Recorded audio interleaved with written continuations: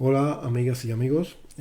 Bueno, he decidido hacer este vídeo para explicar un poco la cuestión de las antiguas ancestrías que influyeron, eh, eh, tuvieron participación, por decirlo de alguna manera, en la formación de el linaje, los linajes genéticos eh, que conforman las poblaciones de Europa y en especial para nuestro interés, ya que estamos aquí en la península ibérica, pues de los habitantes de la península ibérica. Vamos a tratar un poco de manera general primero lo que dicen los especialistas, los genetistas, los arqueólogos no tanto, porque esto es una cuestión de genética, todo lo que vamos a hablar aquí. Bueno, los arqueólogos apoyan obviamente con las excavaciones, y gracias a las excavaciones arqueológicas se obtienen muestras de restos óseos que les sirven a los genetistas para poder extraer, ¿no? Muestras de ADN y poder hacer todos estos estudios.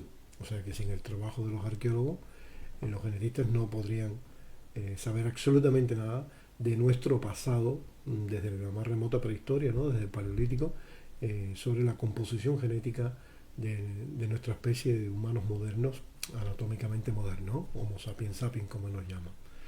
Que bueno, algunos no están muy de acuerdo con esa clasificación, viendo la estupidez humana y cómo nos comportamos. Hay quienes creen que no deberíamos llamarnos Homo sapiens sapiens.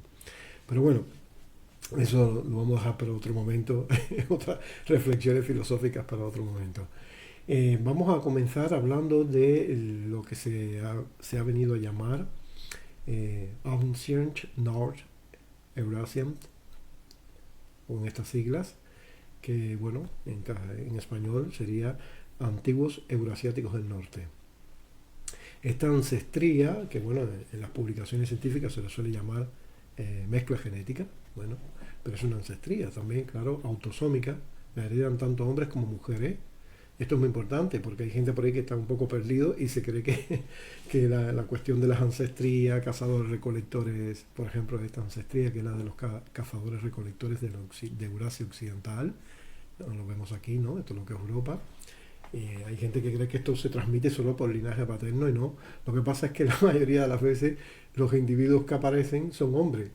Eh, Hay como una escasez, ¿no? De mujeres en los restos óseos que han aparecido, y claro, las reconstrucciones que hacen siempre son hombres, casi siempre. Entonces eso le ha llevado a la confusión a mucha gente a creer que la cuestión de la ancestría es como los linajes paternos, ¿no? Como R1b, C, etcétera, o sea, linajes paternos que entonces han creído que es algo que se hereda solo por linaje paterno, y no.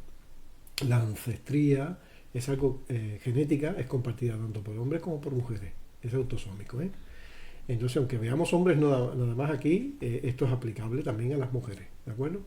Entonces, la ancestría genética de estos antiguos euroasiáticos del norte surge aquí, exactamente aquí donde estoy poniendo ahora yo Rodón, en los montes Altai. Aquí está el lago Baikal, esto largo que ven aquí es el lago Baikal, y aquí están exactamente toda esta parte de aquí, que estoy señalando con la mano, son los montes Altai. Por lo tanto, desde el primer momento se le debió llamar por justicia y por lo que exige incluso el protocolo, vamos a decirlo de alguna manera, el protocolo científico de denominación de origen. Cuando aparecen los sitios arqueológicos, paleontológicos, siempre se exige poner un nombre geográfico del lugar para que quede como una especie de reconocimiento histórico para siempre, ¿no? Del lugar donde apareció. Pues aquí se saltaron ese protocolo, y yo no sé si ha sido por una cuestión de lo políticamente correcto o, o de intereses de lo políticamente correcto de Occidente para ningunear de alguna manera a Asia. No me quiero meter demasiado en eso, yo tengo mis propios criterios muy bien formados y no tengo duda ninguna de las triquiñuelas que se hacen en la ciencia, y incluso con las denominaciones para ningunear a otros pueblos o otras regiones geográficas, pero aquí debió haberse llamado siempre Antiguo Eurasiático Altaico. Sin embargo, se obvió por completo el nombre del lugar de origen, la denominación de origen, porque ahí es donde aparecen los restos más antiguos de esta ancestría, y en toda esa área, que lo vamos a ver en un mapa después, en toda esa área del corazón del mundo altaico, entre el norte de Mongolia, norte de China y sur de Siberia, es donde no solo surgió, sino donde proliferó esa antigua ancestría de que le llaman eurasiáticos del norte, para no tener que mencionar la palabra altaico, cuando debieron haber dicho eurasiáticos altaicos o literalmente altaicos siberianos. Vale.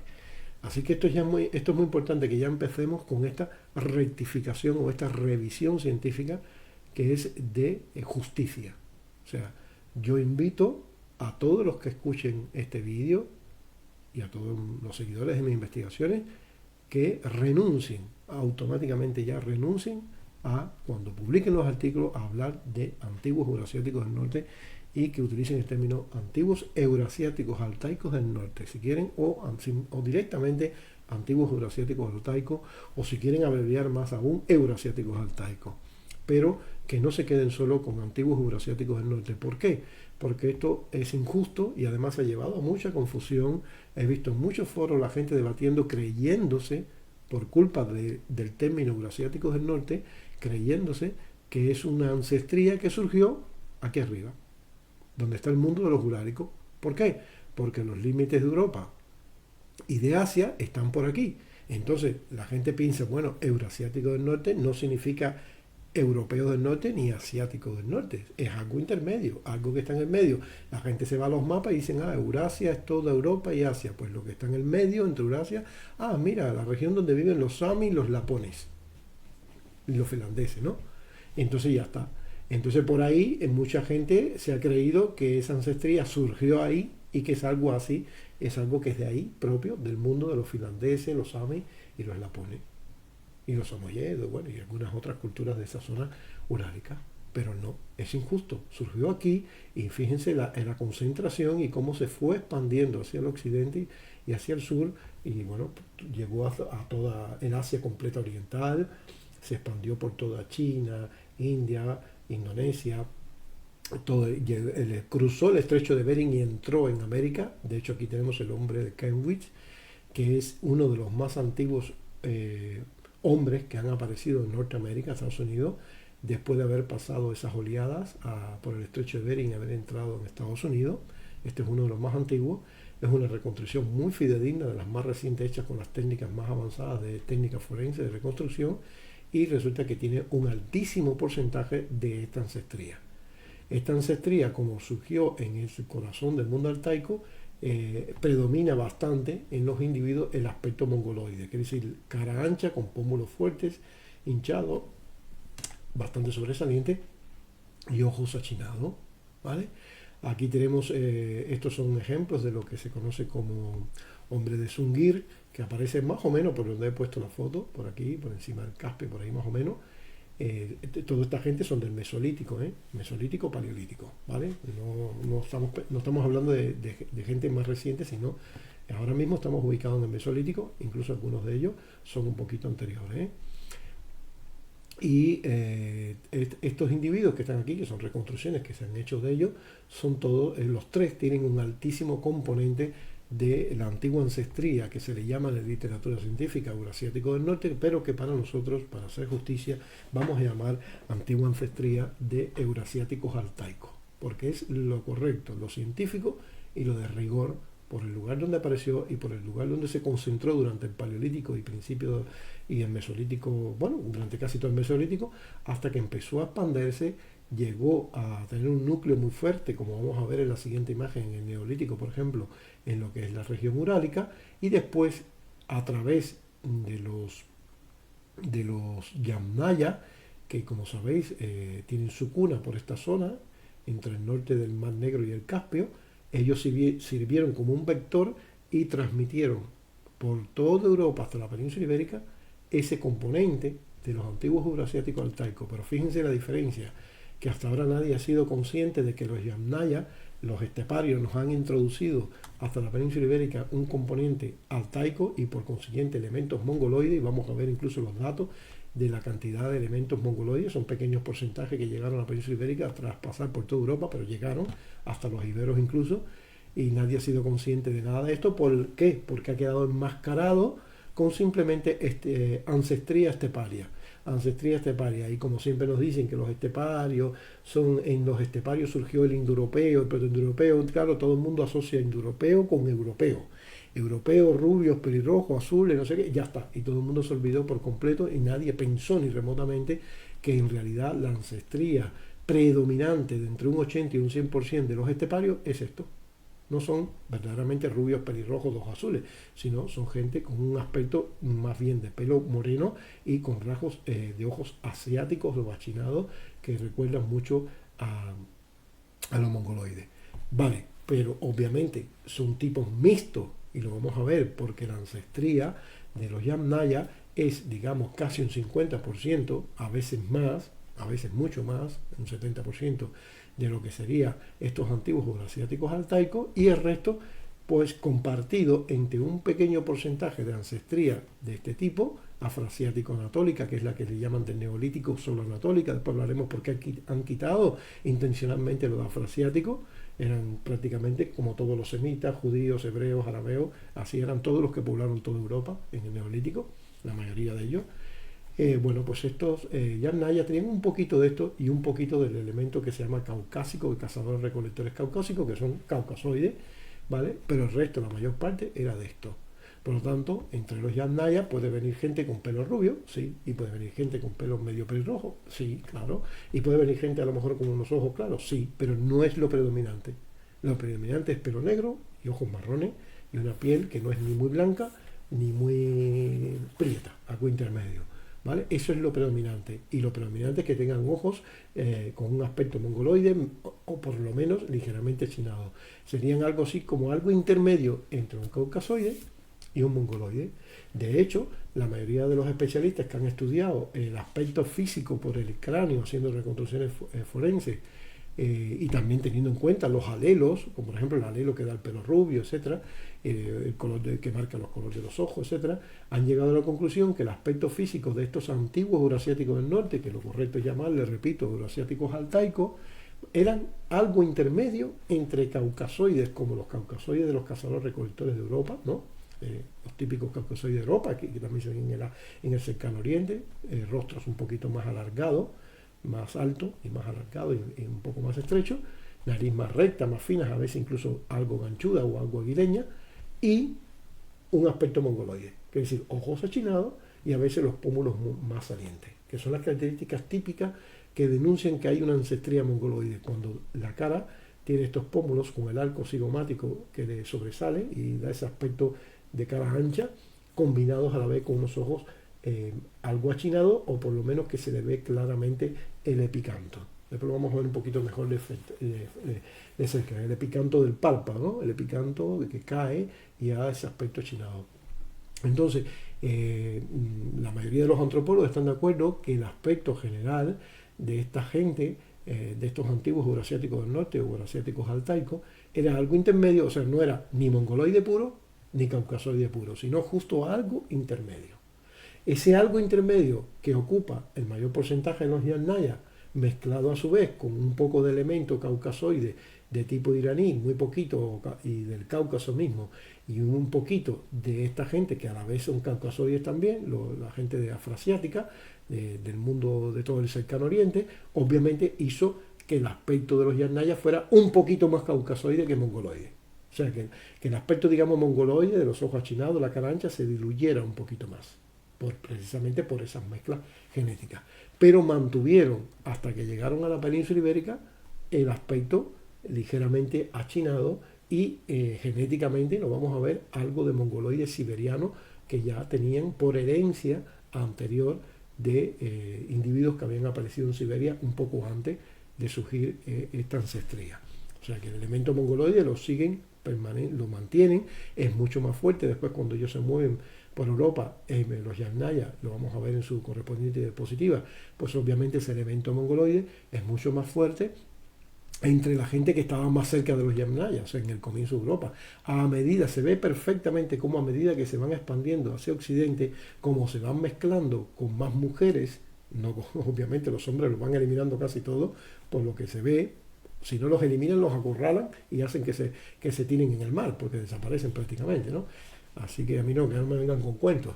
Pero lo que sí os digo es que a medida que se van mezclando con las mujeres en el paso de los siglos que eran europeas, y obviamente donde mujeres que seguramente ya tenían en su ancestría pelo rubio, pelo pelirrojo, narices más rectas, caras más estrechas, etcétera, pues se va diluyendo ese aspecto mongoloide hasta que cuando llegan justo a la península ibérica y a las islas británicas, ya vemos que los índices han bajado y son pequeños, pero siguen estando, nunca desaparecieron del todo.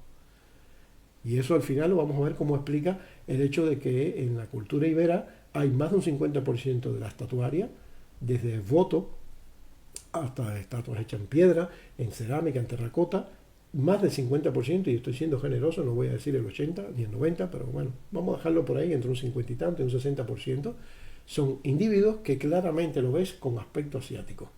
Rostros más o menos anchos, redondos y ojos achinados y algunos con un aspecto demasiado mongoloide. Bueno, pues la única manera de explicar eso era que en los iberos hubiera pues alguna traza genética de mongoloide. Vamos a ver que están en un porcentaje, en un porcentaje nada desdeñable y tienen un porcentaje bastante alto, más de lo que se podía esperar, teniendo en cuenta de que están en el extremo opuesto ya del movimiento de ellos. Bueno, pues hay un porcentaje bastante alto que llega hasta el 30%, eso es mucho, de euroasiáticos altaicos del norte.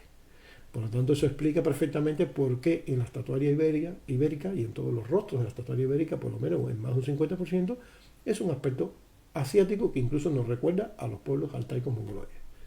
Porque es un aspecto que nos traen los esteparios. No estaba antes. Se puede ver perfectamente cómo no existía antes, salvo un caso único en el Paleolítico. Único, un individuo, más nada.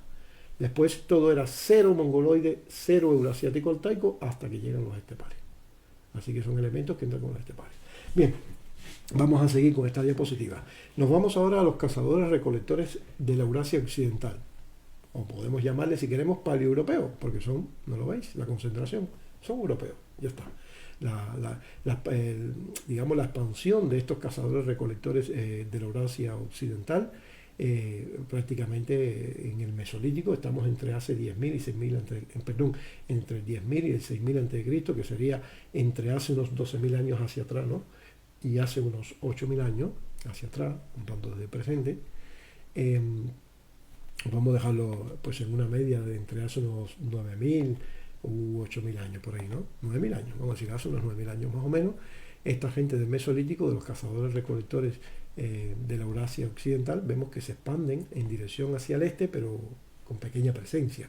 O sea, a medida que se va diluyendo el color del marrón al amarillo y pasa al verde claro, significa muy poquitos casos. O sea, muy poquitos individuos.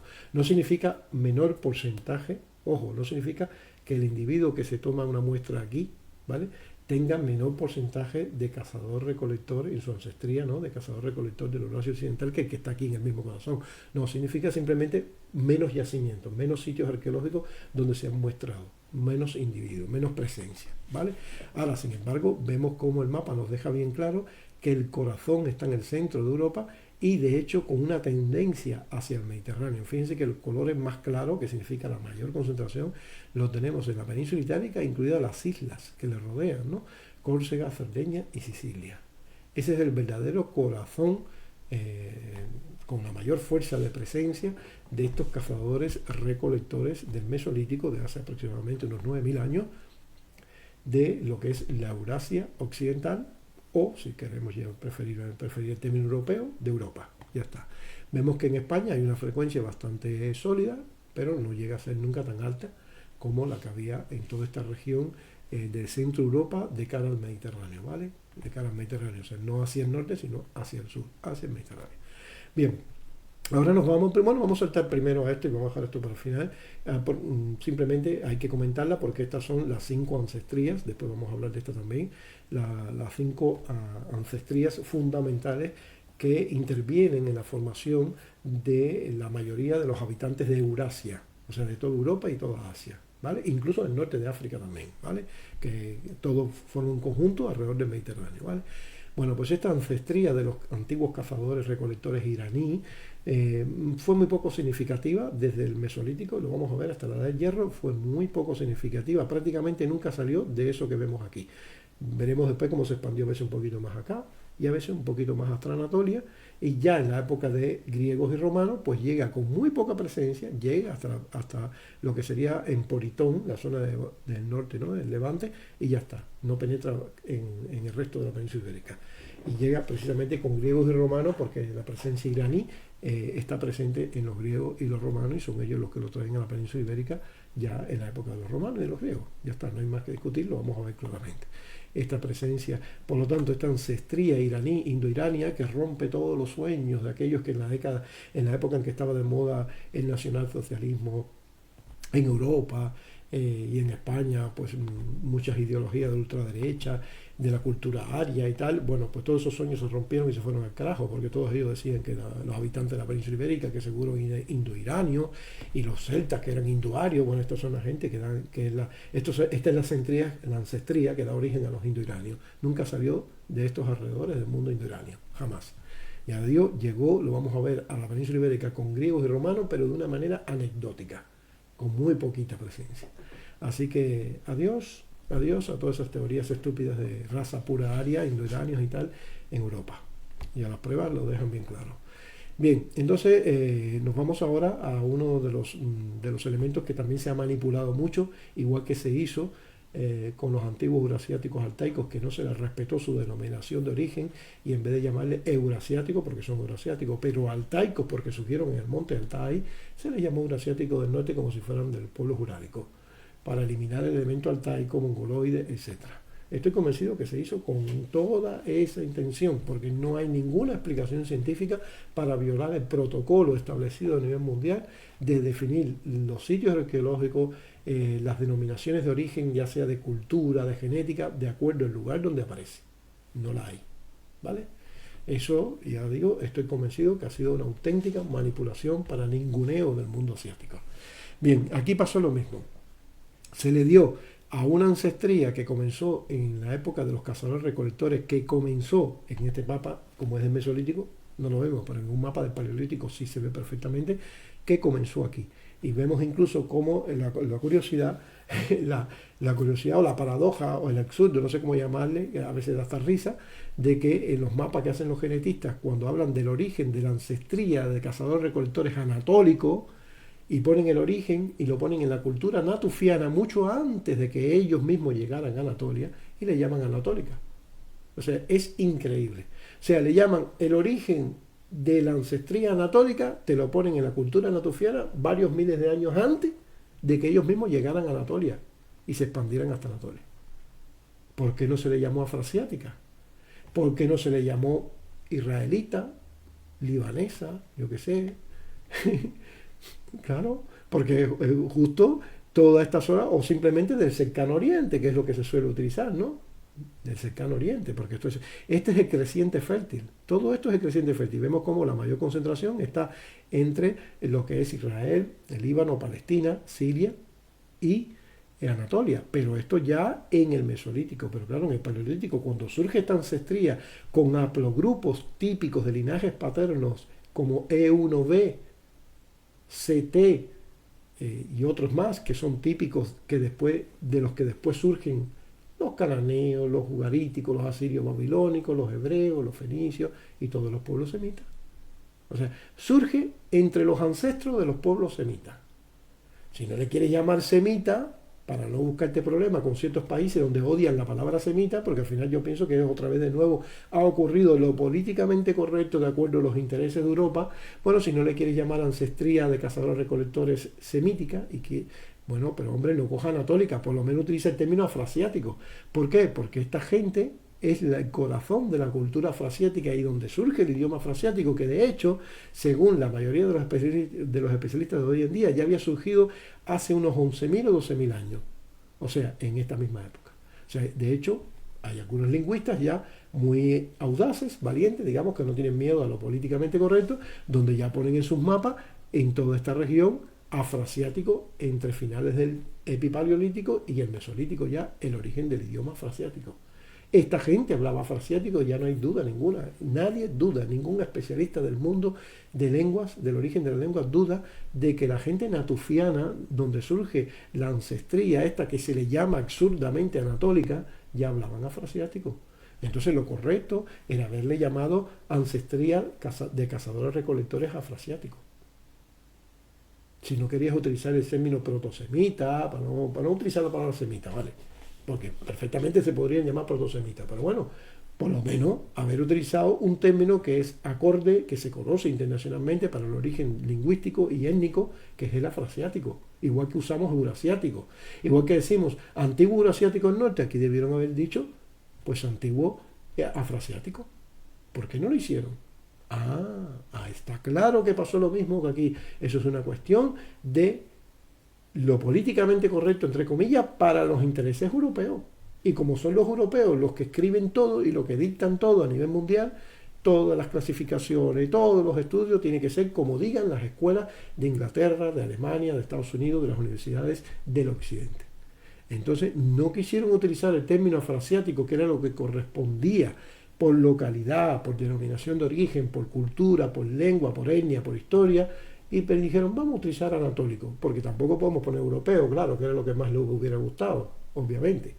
Entonces, si hay que escoger entre afroasiático y algo que le recuerde a la gente las culturas semitas y lo anatólico, que a fin de cuentas ellos después llegaron hasta la zona anatólica, pero era el mismo pueblo, la misma etnia, con los mismos genes, bueno, pues vamos a llamarla anatólica, y ni para ti ni para mí, ya está. Pues eso no es correcto. Y eso ha provocado un despiste absoluto, pero absoluto. Para empezar, la gente no tiene ni idea de que este era el aspecto físico como el de los hebreos antiguos, los judíos antiguos, como se supone que era Jesucristo en esta reconstrucción, etc. El aspecto semita era el que predominaba en esta ancestría afroasiática que se le llama anatólica. Y esa fue la ancestría, gente más o menos con ese aspecto, fue el que se expandió por toda Europa hasta llegar a la península ibérica. Obviamente mezclándose con todas las mujeres de las localidades y además conviviendo también con hombres que ya estaban antes, porque estos no fueron tan exterminadores, aunque vamos a ver algo interesante y sorprendente en la próxima diapositiva, pero bueno, aún así está claro que no fueron tan bélicos, por decirlo de alguna manera, y tan conquistadores como los Yasnaya.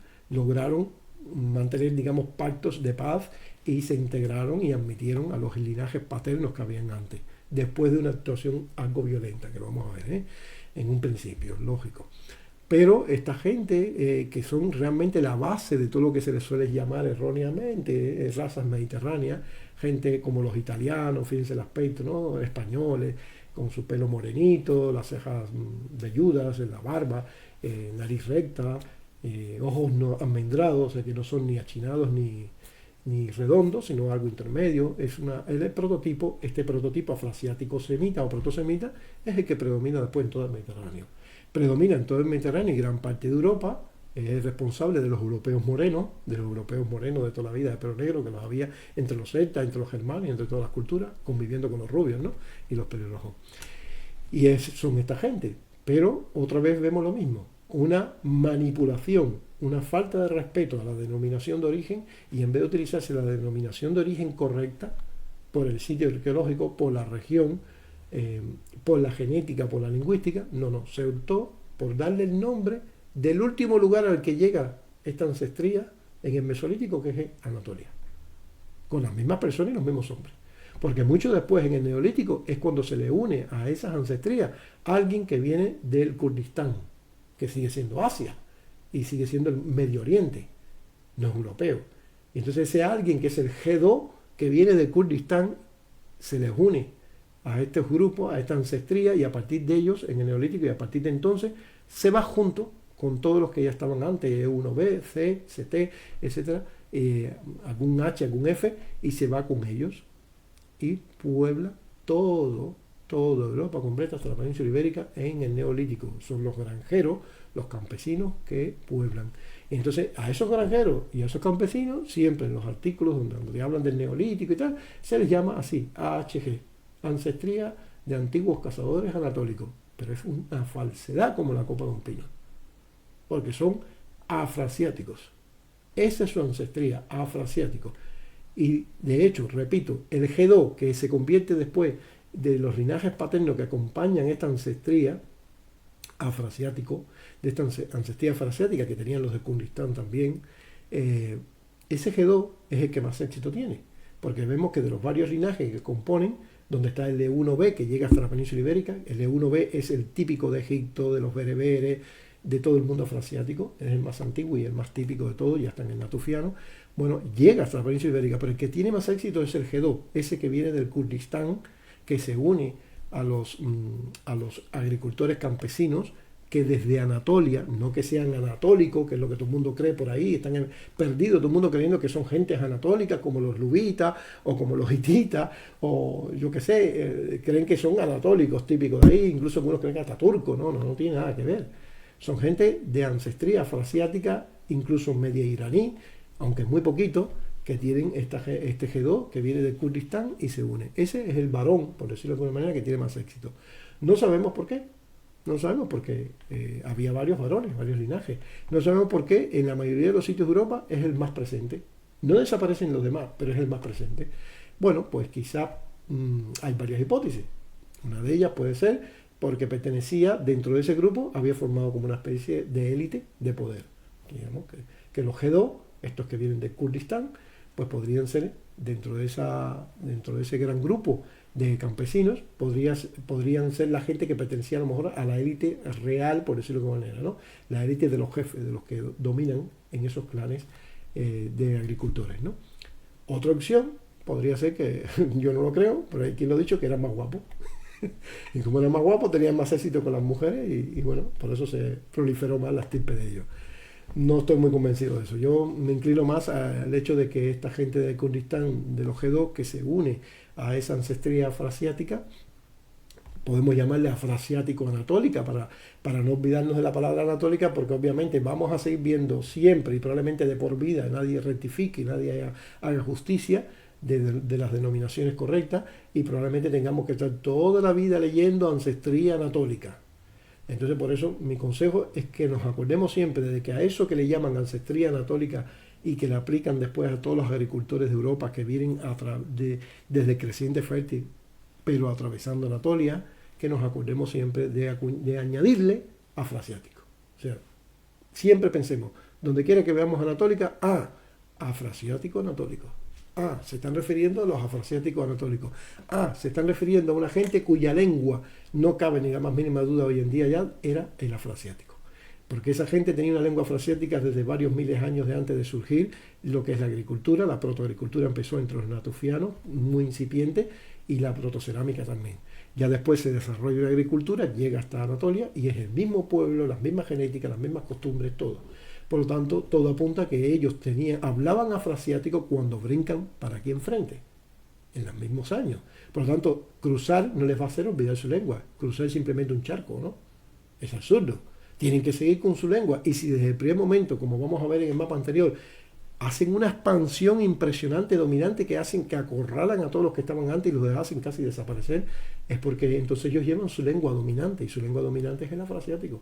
Por lo tanto, toda Europa prácticamente hasta la península ibérica tiene que haber estado hablando afroasiático durante varios miles de años, durante por lo menos todo el neolítico y gran parte del calcolítico, hasta que por lo menos llegan los esteparios y introducen lenguas indoeuropeas, pero también, ojo, y eso lo vamos a ver después, lenguas altaicas, de los grupos que todavía siguen hablando su lengua de origen euroasiático altaica, porque el protoaltaico surgió también en la misma región donde surgió esta ancestría euroasiático altaica, en la misma región surgió el protoaltaico, el prototúrquico, el protomongol, todo eso surgió ahí. Y el protoaltaico, que es el más antiguo, se estima que surgió hace 7500 años, o sea, en esta época, cuando justo están surgiendo también esta ancestría.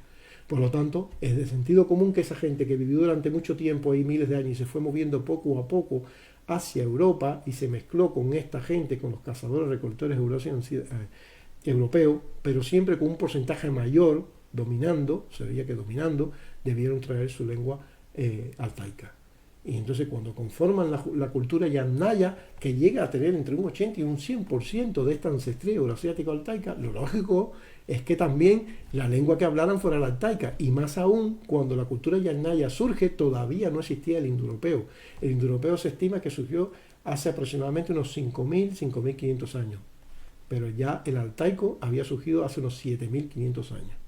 Por lo tanto, esa gente, cuando ya están conformando el área de la cultura yamnaya, que son diferentes tribus, no es una sola, los estudios demuestran arqueológicamente que todo lo que es el área yamnaya, lo vamos a ver un poquito más adelante, que se le ha clasificado como área de la cuna de la cultura yamnaya, Cada sitio que se ha reportado con la misma genética de estos Yasnaya se ha visto diferencias notables, no muy grandes, o sea, no demasiado grandes, pero sí notables, como para pensar en diferencias culturales.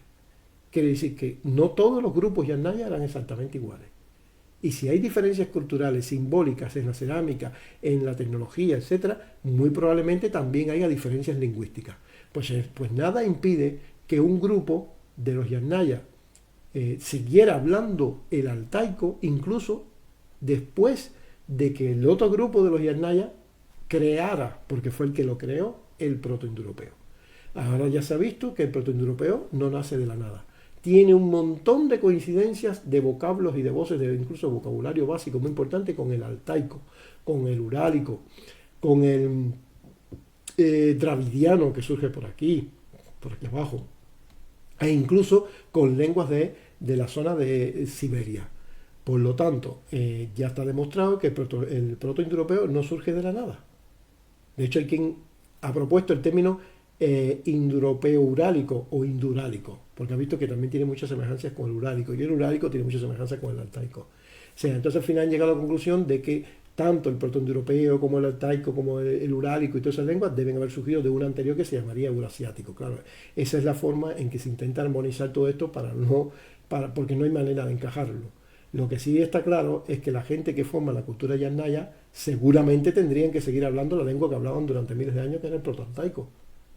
Y después un grupo de ellos, no sabemos si la mitad o el grupo más poderoso, el más importante, da igual como le queramos llamar, eso no hay manera de saberlo, ni creo que lo sepamos nunca, empieza a formar, porque eso no se forma así, a partir de hoy vamos a hablar protoindoeuropeo. No, eso es un disparate. Y cuando se dice el indoeuropeo surgió hace 5.500 años, no surgió hace 5.500 años, no, eso es aproximado. Empezó a formarse a lo mejor hace 5.500 años, pero pudo haber tardado 500 años o 1.000 en llegar a conformarse. Eso no se hace de la noche a la mañana. Y mientras se está conformando, ¿cuál es la lengua que están hablando esa gente? Pues la que tenían antes de base, el altaico. Estarían hablando una especie de mezcla de altaico con nuevas voces que van formando el indoeuropeo, hasta que finalmente ya se forma el indoeuropeo y se separa por completo pues del altaico y del urálico y de todas esas lenguas. Eso es un proceso relativamente lento que tiene que llevar por lo menos mínimo 500 años. Mínimo, ¿eh? Lo normal es que hablemos de 1.000 años. Pero bueno, vamos a poner que 500 años. A lo que voy, lo que sí está claro es que la gente original que viene hablando esas lenguas altaicas no renuncia a la noche a mañana a su lengua y dice a partir de hoy voy a hablar indoeuropeo y ya decido a partir de hoy no hablar más la lengua que me enseñó mi madre, mi abuela y que venimos hablando hace 1.000 años, ¿no? La altaica, hace miles de años. No, eso no es así. Seguramente grupos de la cultura Yasnaya se fueron moviendo con esa especie de protoindoeuropeo, entrando por toda Europa, dando origen a las distintas lenguas, las bálticas, las indogermánicas, las célticas, etcétera, ya con el tiempo, ¿vale? En el bronce ya, pero probablemente también algunos grupos seguían hablando su lengua materna de miles de años, que era el taico, y también se fueron moviendo y quizás dieron origen a la cultura de los campos de urna con lengua altaica, y los campos de urna a lo mejor vinieron hasta la península ibérica y entraron justo en la zona de los iberos y fueron los que introdujeron en la península ibérica unas lenguas altaicas, que obviamente no va a ser el mismo altaico de hace 7.500 años, ni va a ser el mismo túrquico, que surgió aproximadamente hace 4.500 años, justo cuando entran los esteparios de la península ibérica. Tiene que ser algo que se parezca, pero no lo mismo. Algo que contenga muchas voces básicas importantes, pero no lo mismo. Y de hecho eso es lo que encontramos en la lengua de los iberos. No podemos decir que la lengua de los iberos es túrquica. No, porque no es turco, no pertenece a la familia túrquica, está claro. Pero tiene muchas voces túrquicas, muchísimas de vocabulario básico y mucha gramática. Pero también tiene voces de lo que sería el altaico, o sea, voces que compartían el túrquico, el mongol, el tungúsico y al parecer el coreano y el japonés también. Y tiene de hecho bastantes elementos del protoaltaico que incluso desaparecieron en el túrquico, en el mongol y en el tungúsico. Entonces eso nos demuestra que la lengua de los iberos parece que conservó esa ancestría antigua que traían esa gente a través del vector Yasnaya. Pero tiene grandes semejanzas con las lenguas túrquicas, porque claro, cuando las lenguas túrquicas surgen hace unos 4.500 años, pues ellos estaban ya por aquí moviéndose y puede que algunos grupos se integraran en esos desplazamientos con esta gente. Bueno, a lo que voy. La cuestión es que todo tiene un sentido común aquí aplastante. O sea, tanto la ascendencia genética de esta gente que son altaicos con aspectos mongoloides que vemos en las estatuarias ibéricas, la lengua que vemos que después de compararla, porque la he comparado con todas las familias del mundo, con todas, indoeuropea, afroasiático, euroasiático, sino-caucasiano, cardeliano, dravidiano, nadene de esa que son súper antiguas que creen que dan origen a las lenguas amerindias. Y lo he probado con todo, australoides. No hay absolutamente ninguna macrofamilia de lengua, aparte de la altaica, que pueda explicar mejor la lengua de los iberos. Todos los elementos importantes de la gramática establecidos ya por los paleohispanistas, o sea, no por mí, sino porque los paleohispanistas, por análisis combinatorio interno, sin tener idea de altaicos ni nada, porque ellos primero son indoeuropeístas, y el conocimiento que tienen de otras lenguas es mínimo, y eso se ve muy fácilmente en las publicaciones que ellos mismos han hecho, que yo lo he visto, que cuando van a hablar, a meterse un poco en el campo del semite, de otras lenguas, los he visto cometer errores muy gordos, porque no son su campo. El campo de todos nuestros paleohispanistas es indoeuropeo. Todos han estudiado lenguas indoeuropeas. Y alguno que otro tiene unos conocimientos un poquito avanzados de vasco, pero ni siquiera los que son vasco-iberistas saben leer el vasco ni hablar el vasco. O sea, el conocimiento que tienen son mínimos. Y entonces yo me he dado cuenta de eso, es una realidad. Nuestros paleohispanistas solo están entrenados realmente para identificar una lengua indoeuropea. Y como han visto que no hay manera de identificar el ibero con indoeuropeo, no les ha quedado más remedio que aceptar lo que la evidencia muestra por análisis interno, que es una lengua aglutinante como el euskera, con cierto grado de incorporación. En ese sentido, mucho más que el euskera, que tiene muy poco. Pero se han dado cuenta que es una lengua que en todo caso sería, a lo que más se parecería es a lo vasco. Pero tampoco es vasco, ni se ha podido llegar a la conclusión de que no se puede de ninguna manera determinar que el vasco es hijo del ibero y que el ibero es hijo del vasco. Ni que son hermanas siquiera. En todo caso serían como primas segundas o terceras, que decir con una tatarabuela muy antigua. Y eso sí parece tener mucho más sentido cuando vemos que tanto el euskera, me gusta más lo de euskera que vasco, bueno, tanto el euskera como el ibero tienen unas coincidencias muy importantes de gran peso con vocabulario básico, o sea, vocabulario de la lista de Swadesh, vocabulario que nunca se presta, ¿vale? Y eso es muy importante para establecer parentesco o, como mínimo, una alta convivencia geográfica de dos lenguas muy íntimas. O sea, que habría que pensar como mínimo entonces que en el momento en que se formó el euskara y en el momento en que se formó el ibero, todas esas lenguas tuvieron que estar juntas en el Asia central, en la región de Altai, por aquí. Para que, como mínimo, si no queremos decir que son familia, es la única manera de explicar esa alta coincidencia de elementos que tiene el euskara con esas lenguas protoaltaicas y que también tiene el ibero con las lenguas protoaltaicas. Pero cuando comparas el euskara con el ibero, no parece que haya una cercanía tan grande. Por lo tanto, la mejor explicación es que ambas surgieron en esta área y después vinieron en momentos diferentes a la península ibérica con poblaciones diferentes. Y eso cada vez se está viendo más. Cada vez se está viendo más que los euskara parece que entraron tardíamente en la península ibérica, mucho después que los iberos, por otros movimientos y otras poblaciones diferentes. Bien, vamos a pasar ya a la diapositiva del Neolítico.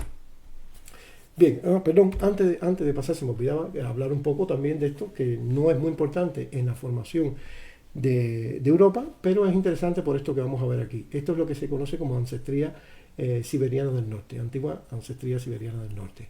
Aquí está fuera del mapa, quiere decir que el punto más fuerte de esta coloración está por aquí, no sale, está en Siberia del norte, claro. Entonces, ya aquí estamos viendo prácticamente la disolución, ¿no?, de la menor presencia.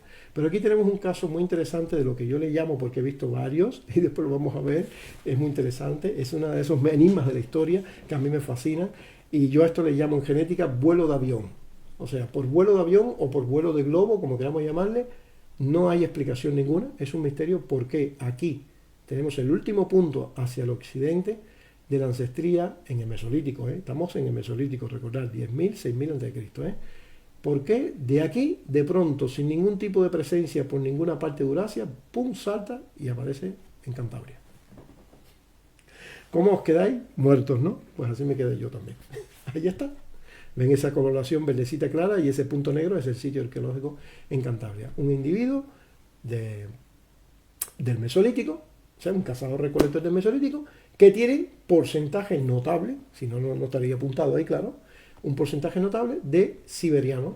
Y el siberiano es el mongoloide típico. Ahí sí que ya no podemos hablar de aspecto medio, ¿cómo se llama? Medio caucasoide, medio mongoloide. No, no. La ancestría del siberiano del norte es el mongoloide clásico, el que tienen todos los pueblos de Siberia, de China, de Corea, Japón, esquimales, o sea, lo más mongoloide, la cara más redonda, más ancha, con los ojos más achinados. Esa es la ancestría siberiano-mongoloide o antigua siberiana, ¿vale? Y no sabemos cómo ocurrió esto. Pues ya digo, vino en avión, ¡pum!, porque no hay nada.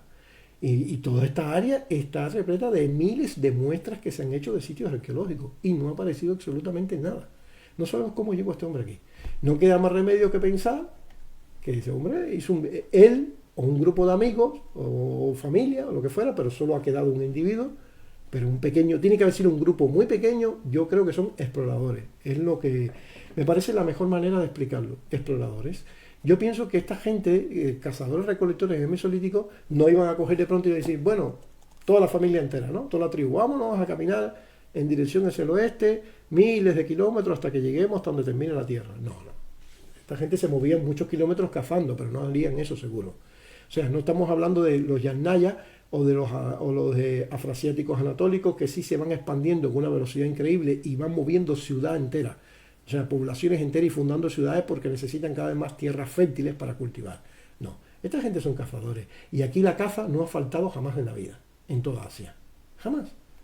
Se van moviendo porque se van ampliando sus cotos de caza, sí, pero un salto tan bestial como ese tiene que tener otra explicación. Entonces yo pienso que aquí quizás fue una cuestión de exploración, algo muy puntual. Una tribu concreta le encargó a un individuo, a 2 o a 3 amigos de esa tribu, que exploraran y que fueran hasta el punto más lejano que pudieran, hasta donde termina el sol, quizás por una cuestión mágico-religiosa, para ver dónde terminaba el mundo, para ver si realmente los dioses vivían donde terminaba el sol, cualquier cosa de esa, o simplemente para ver si hay tierras más importantes, con más caza, lo que sea. Pero esto más bien debe ser algo puntual, eso, exploradores. El resto milagroso que nos ha quedado, porque es un solo individuo, el resto milagroso que nos ha quedado de algo así, simplemente de una aventura de exploración. Es la mejor explicación que veo, porque claro, no podemos pensar realmente en avión ni en globo. Eso es un chiste que hago yo, le llamo evidencia de vuelo de avión, pero es como un chiste, porque como no hay nada por medio. Entonces, podríamos decir de barco, pero es que también hay mucho terreno y de barco tendrían que, no sé, sería como mucho obstáculo, ¿no? También podríamos decir de barco, ¿vale? Para que sea un poco más creíble, ¿no? Pero también sería extraño que no hayan dejado ningún rastro por todas esas costas alrededor, ¿no? Solo ahí y aquí. Un salto parabólico. Bien, nos vamos al Neolítico. ¿Qué tenemos en Neolítico? Recordemos, en el Mesolítico la mayor concentración estaba en el lugar de origen que desde miles de años antes, que no está en este mapa, durante miles de años se había mantenido aquí. Desde el 24.000 más o menos antes de Cristo, o sea, época paleolítica, hasta la época del Neolítico, esta fue la zona central. Los montes Altai, el lago Baikal, fue la zona principal de la ancestría euroasiático-altaica. Pero ahora vamos a ver cómo en el Neolítico, entre el 6.000 y el 5.000 a.C., se desplaza y el centro se convierte en lo que es la verdadera Eurasia del Norte. Esto es la verdadera Eurasia del Norte. Entonces, fíjense cómo se utilizó lo de ancestría euroasiática del norte como si fuera a partir del Neolítico y se obvió lo anterior, que es la verdadera ancestría, que surgió en los montes Altai. Claro, si en la época paleolítica los primeros individuos, desde el primer momento, y la principal concentración hubiera estado siempre aquí, sí se merecía llamar ancestría euroasiáticos del norte. Pero no es así, es solo a partir del Neolítico. Y vemos que nunca desapareció del todo este lugar, sino simplemente que se desplazó la mayor concentración hasta esta zona y aquí dio origen a lo que son los pueblos urálicos. O sea, por eso los pueblos urálicos, los finlandeses, los samis, los lapones y los samoyedos, por ejemplo, y los noruegos actuales también, aunque ya están mezclados con cazadores recolectores europeos y con otras ancestrías, algo también de los afroasiáticos anatólicos, de Yannaya, etcétera, etcétera, siguen teniendo hoy en día en Europa los índices más altos en Europa, ojo, no en Asia. En Asia después vamos a ver algo muy interesante. En Europa siguen siendo los individuos con los mayores porcentajes, todavía hoy en día, de esta ancestría antigua de euroasiáticos altaicos. ¿Vale? Bien, vemos aquí algo interesante. Hay otra especie como de vuelo de avión, otra vez de nuevo, en este caso en vez de con los siberianos, con la ancestría Euroasiática Altaica, y vemos que entre el 6000 y el 5000 a.C., en este punto que es el más occidental, ya entrando en Europa, ¡boom!, hay un salto hasta la península ibérica. O sea, mucho antes del movimiento de los Yannaya, que son los que introducen después toda esta ancestría de una manera firme, ¿eh? Quiere decir que mucho antes del movimiento de los Yannaya ya tenemos en la zona que después da origen a los iberos, y después vamos a ver cómo ese linaje que llegó aquí se mantiene en los iberos con los más altos índices de ancestría euroasiático-altaica. Por lo tanto, quizás no podríamos descartar, aunque estamos en una fecha bastante antigua, de que esta sería la primera llegada, a lo mejor, de los iberos con lengua altaica. Quizás. No podríamos descartarlo porque aquí lo tenemos ya. ¿Vale? Bien, seguimos. ¿Cuál es el panorama de los cazadores recolectores de la Eurasia Occidental o los paleoeuropeos del Mesolítico? Bien, volvamos atrás para recordar. Recordemos que estos señores, más o menos tendrían este aspecto, eran los reyes de Europa y sobre todo los reyes del centro de Europa de cara al Mediterráneo, con Italia, Sicilia, Cerdeña y Córcega como mayor concentración. Ahora vamos a ver, y sin embargo, en el Neolítico, ¿qué pasa?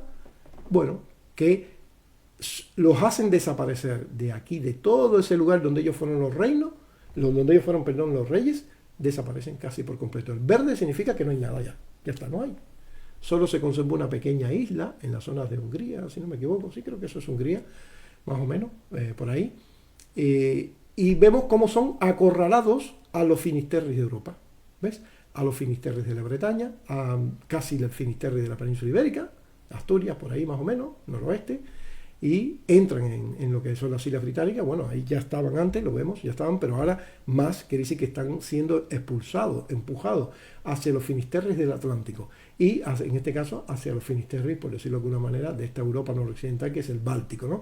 Y entrando con más presencia otra vez también en lo que es Fenoescandia, ¿no? Escandinavia. ¿Y esto a qué se debe? Pues aquí tenéis la explicación. Al avance de la ancestría afroasiático-anatólica de los agricultores. El avance de esta ancestría de los afroasiáticos anatólicos, que son agricultores, fíjense cómo coincide esa especie de rectángulo con el vacío de ellos. Vamos a ver, esto nos está hablando de un episodio violento. Esto es muy poco probable que haya sido de manera pacífica. O sea, no puedes desplazar a gente que durante miles de años eran los reyes en ese lugar y hacerlos hasta desaparecer casi por completo si no hay violencia por medio. A mí que no me vengan con cuentos. No se van a ir, bueno, vale, tío, está bien, yo me voy, no te preocupes, aunque yo he vivido toda la vida aquí, entra, cógete las tierras que yo me voy a cazar por otro lado. No. No hay nada que defienda más un hombre del Paleolítico, y eso lo vemos en las tribus, que sus cotos de caza. Sus cotos de caza son su comida, son su subsistencia, y seguro que lo defienden a muerte. Entonces, si alguien los desplaza y los obliga a acorralarse de esa manera, yéndose hasta los finisterris, fíjense las presencias de color amarillo, verde, que significa que se va diluyendo, que es como que se van yendo hasta por donde pueden, eso es violento. Eso no puede haber sido de manera pacífica, de ninguna manera, y sin embargo nadie habla de esto. Y tenemos una prueba de esa violencia muy grande en la península ibérica, precisamente en los Pirineos, aquí donde está esa área medio verdecita por aquí, ¿sí? De color verde por aquí más o menos.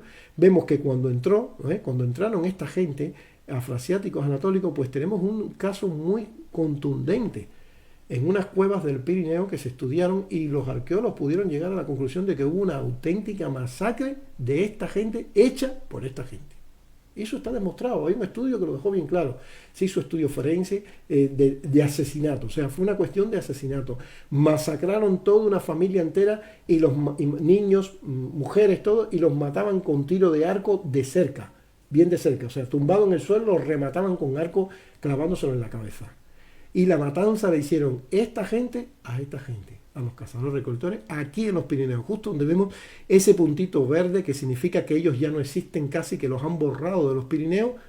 Cuando esto no ve, coincide con una altísima presencia de estos afroasiáticos anatólicos. Entonces, no enmascaremos las cosas por lo políticamente correcto.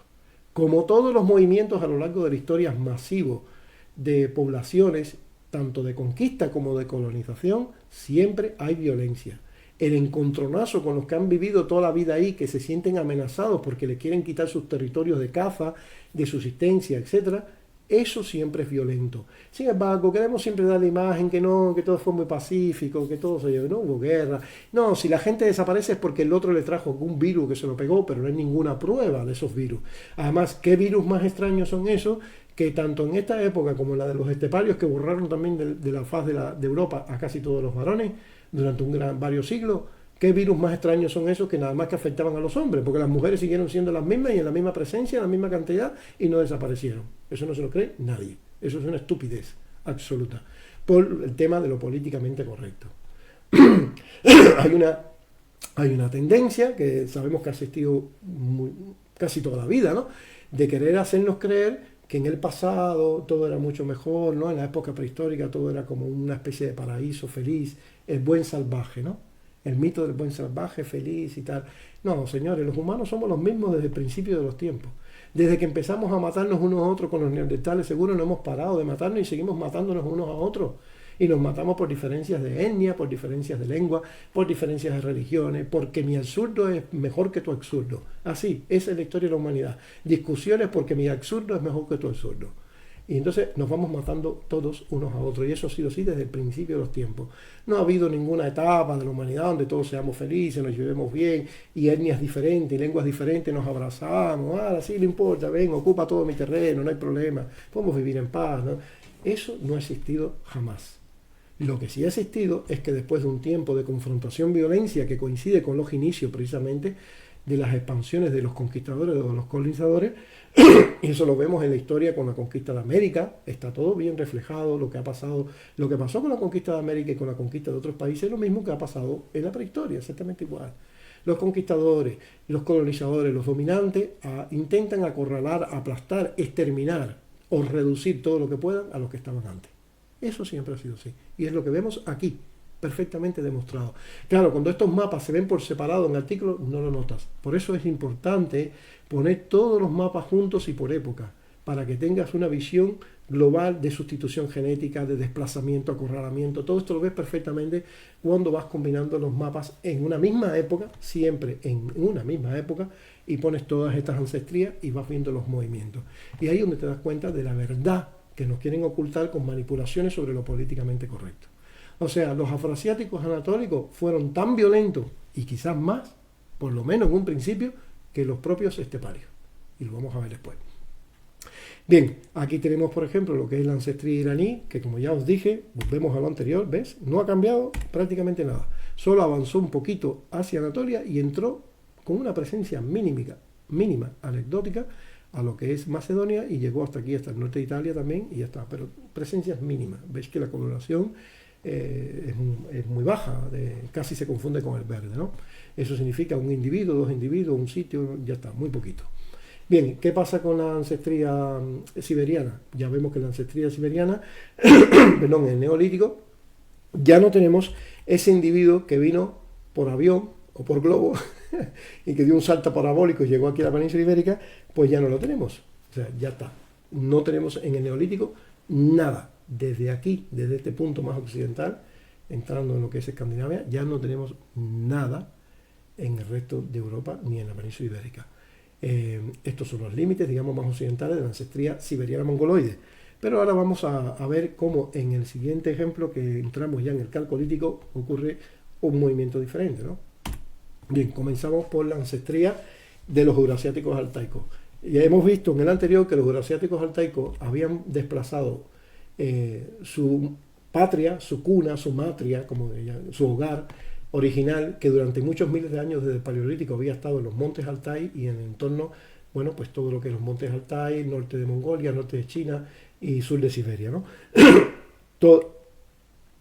Pocos miles de años después, ya en el Neolítico, desplazan la mayor concentración, y eso responde a un movimiento bastante masivo, si no, no tiene explicación.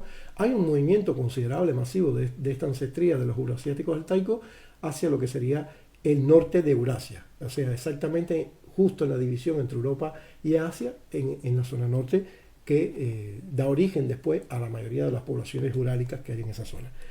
Pero en el calcolítico tardío, me salté el calcolítico temprano porque no hay prácticamente ninguna diferencia entre el calcolítico de los mapas, el calcolítico temprano y el calcolítico tardío. Los miré bien, nada, es casi lo mismo, no hay casi diferencia. Y nos interesa más saltar al final del calcolítico para entrar ahora, que es cuando comienzan los movimientos Yamnaya. Bien, ¿qué pasa entonces en el calcolítico tardío? Pues que ya el corazón de la ancestría euroasiático-altaica, que en el paleolítico, durante todo el paleolítico y parte del mesolítico había estado aquí, en lo que es los montes Altai, ahora, después de haber hecho esto y haberse centrado aquí, bajó un poquito hacia el sur y se concentró en lo que es la cuna de la cultura Yamnaya. Entonces, los fundadores de la cultura Yamnaya, que repito, muy probablemente estuviera compuesta por varias tribus con pequeñas diferencias étnicas, incluso lingüísticas, cada vez se acepta más eso, donde algunos de ellos seguirían hablando su lengua ancestral, altaica, y otros comenzaban a formar lo que sería los cimientos del protoindoeuropeo que surgiría después, ¿vale? Entonces, en esa área donde se forma todo esto que estamos hablando, es donde se concentra ahora individuos que van desde el 80 hasta el 100% de ancestría euroasiática altaica. Cuando digo 100% significa que no tienen más nada, solo ancestría euroasiática altaica, ojo, porque si dices tiene 90 pero tiene 10, compartido un 5% de afroasiático anatólico, o de iraní o de caucasoide, vale, pero cuando decimos 100, es 100, o sea, solo euroasiático altaico, y la mayoría son de altos porcentajes que llega a 100. Bien, entonces esta gente ya en el calcolítico final, fíjense cómo ya han llegado hasta la península ibérica. De momento lo tenemos concentrado en el noroeste, que es donde primero se concentran, en el noroeste y en lo que es Andalucía y parte de Murcia. Hay como una especie casi de vacío en todo el centro de la península, de manera sí, casi por toda la mitad de España. Y después vemos que en los Pirineos prácticamente no hay nada, está como verde. Bueno, obviamente tienen que haber pasado por ahí, a menos que hayan brincado de la Bretaña por mar hasta aquí. Pero yo creo que no. Y una de las pruebas que yo manejo de que esta gente de los Yamnaya no les gustaba para nada el agua y el mar, después lo vamos a ver, las pruebas bien claras, no eran navegantes. Eran gente de carro y de caballo, pero no eran navegantes y no les gustaba para nada el mar. Y cuando no les quedaba más remedio, como por ejemplo aquí, cruzan el mar. ¿Por qué? Porque el Canal de la Mancha es súper estrecho y hay estudios que demuestran que incluso en estos tiempos era más estrechito todavía. O sea que, en un par de horas, creo que 2 o 3 horas o algo así, ya estabas en el otro lado. Era muy fácil, con una simple embarcaciones rústicas, unas balsas, unas canoitas, lo que sea, era muy fácil entrar. Pero, sin embargo, después vamos a ver cómo otras islas en las que ya costaba un poquito más cruzar, no cruzaron, no se atrevieron a pasar. Lo cual demuestra que esta gente no eran marineros, no eran gente que les gustaba el mar ni exploraciones marítimas, eran gente de exploración por tierra, gente de carro y de caballo, y de tener sobre todo muchas estepas y muchos lugares por donde correr los caballos. Bien, aquí vemos que efectivamente hay una especie de vacío aquí en el verde. ¿Y esto a qué se debe? Bueno, mira, ¿qué vemos aquí? Los cazadores recolectores que estaban acorralados, que ya vimos que cada vez en los anteriores lo hemos visto que los acorralan, los afroasiáticos anatólicos agricultores, los acorralan a los finisterris de Europa, vemos que en el calcolítico tardío ya están casi diluidos, prácticamente no quedan. ¿Y dónde hay una reserva, una resistencia, un refugio? En la península ibérica, justo en los Pirineos y en esta mitad levantina de la península ibérica, que coinciden, fíjense, con el área donde precisamente estos esteparios casi no pueden hacer nada, porque están entrando, todavía no son masivos, no están como entrando. Cuando están entrando, ¿qué pasa? Se han encontrado con una resistencia de los cazadores recolectores, quiere decir, de estos antiguos eurasiáticos occidentales paleoeuropeos, indígenas de toda la vida de Europa, de España, de la península ibérica, que suelen ser la gente Ido, esa gente estaban haciendo una resistencia bastante fuerte. ¿Ves? Cuando miramos los mapas y los comparamos en el mismo periodo, es cuando vamos entendiendo las cosas. Entonces, bajamos ahora. ¿Qué pasa con la gente afroasiático anatólica agricultores? Siguen siendo, de alguna manera, los reyes en este momento del calcolítico tardío. Vemos que todavía toda la parte del Mediterráneo, que antiguamente era el corazón de los cazadores recolectores, ahora es el corazón, incluidas las islas, ¿no ves?, de los afroasiáticos anatólicos agricultores. Y en la península ibérica vemos que están bastante expandidos y justo en la misma zona de los Pirineos, donde también están los cazadores-recolectores, ellos también están con una presencia fuerte. ¿Eso qué significa? Que hubo un momento, y lo demuestran los sitios arqueológicos, como en un mismo sitio arqueológico hay individuos y cazadores-recolectores del paleolítico indígena, del mesolítico europeo, conviviendo en el mismo sitio arqueológico con gente, con haplogrupos que son como el G2 y otros, que son típicos de estos afroasiáticos anatólicos. Quiere decir que después de esto, de esta agresividad tan grande, porque esto demuestra una violencia brutal, de esta primera colonización agresiva, brutal, que obligó y empujó a huir a esa gente hacia los Finisterri, después de eso hubo paz, hubo un periodo de paz, y aquí lo vemos. Ese periodo de paz conviviendo, ¿no es? Aquí vemos una convivencia clara de estos cazadores en esta zona con los agricultores. Y bueno, aquí arriba no, porque fíjense que ya lo que son estos agricultores afroasiáticos anatólicos ya han sido prácticamente empujados hacia el sur por el avance de los esteparios, que empezó por aquí, ¿no ven? Su mayor fuerza está por aquí y aquí se está debilitando con el color amarillo. La presencia afroasiático anatólica. Todo encaja perfectamente cuando vas viendo los mapas juntos en una sola visión, no por separados en distintos artículos o en distintas páginas, porque se te va la idea. Tiene que ser así. Bien, ¿qué pasa con los siberianos del norte, los antiguos siberianos del norte? Pues nada, lo mismo que más o menos hemos visto en lo anterior, ¿ves? No hay prácticamente cambio, hay como un ligero retroceso hacia el oriente, se queda una pequeña isla por aquí, justo en el corazón de los Yamnaya, y por eso es que los Yamnaya traen también un elemento siberiano-mongoloide, ¿veis? Porque hubo una coexistencia en las tribus de los Yamnaya con gente mongoloide siberiana, en el finales del Calcolítico, ¿vale? Y por eso ese elemento llega también a la península ibérica y es pequeñito como lo fue pequeñito en ellos también, pero llega. Y aquí que tenemos con la gente de la antigua ancestría de cazadores recolectores iraní, pues lo mismo prácticamente que hemos visto en el anterior, no hay mucho cambio, ¿veis? No hay mucho cambio, simplemente ha habido una mayor expansión hacia el oriente, hacia las regiones donde después va a surgir, bueno, ya en estos momentos ya creo que ya había surgido, me parece que sí, el indoiranio, o sea, las lenguas indoiranias. Por supuesto, en esta época en la que se están moviendo los esteparios, en principio ya había surgido el indoeuropeo, ¿vale? El protoindoeuropeo y bueno, el indoeuropeo arcaico, por decirlo de manera. Por lo tanto, en todo este momento en que se están moviendo, en principio todos esos esteparios, es lo que se acepta hoy en día, que todos ellos hablaban indoeuropeo. Yo no.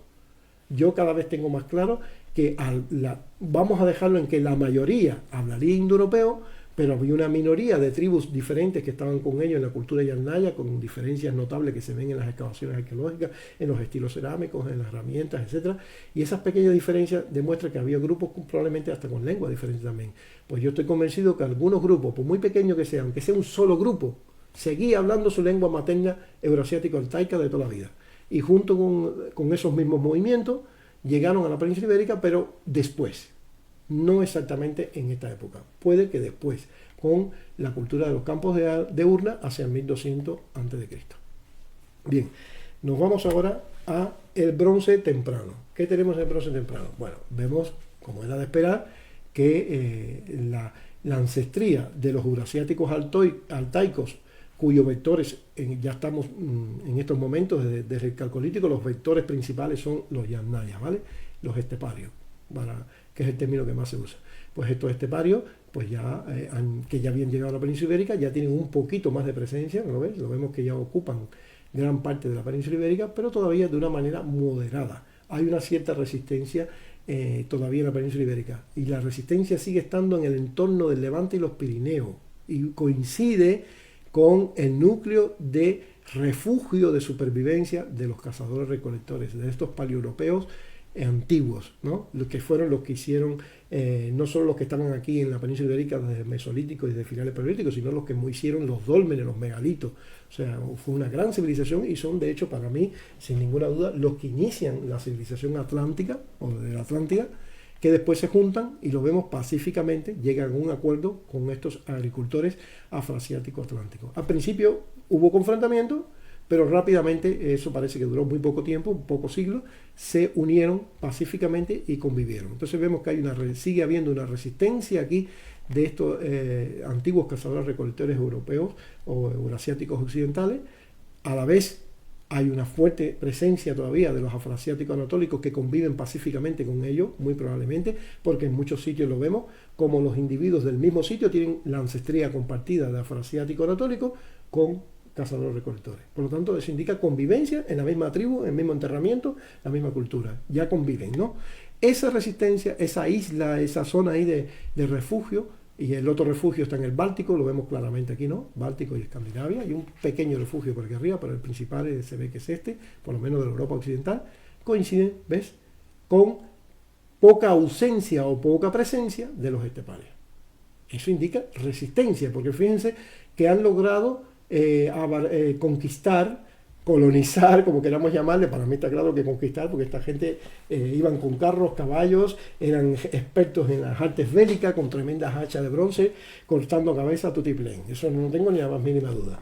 Entonces vemos claramente cómo todavía en el bronce temprano, que es cuando ya podemos decir que los esteparios ya entran por completo prácticamente en la península ibérica, sigue habiendo esa especie de vacío que coincide con la resistencia, con este refugio de resistencia de los cazadores-recolectores y a la vez de los afroasiáticos anatólicos que están dominando todavía en toda la península ibérica.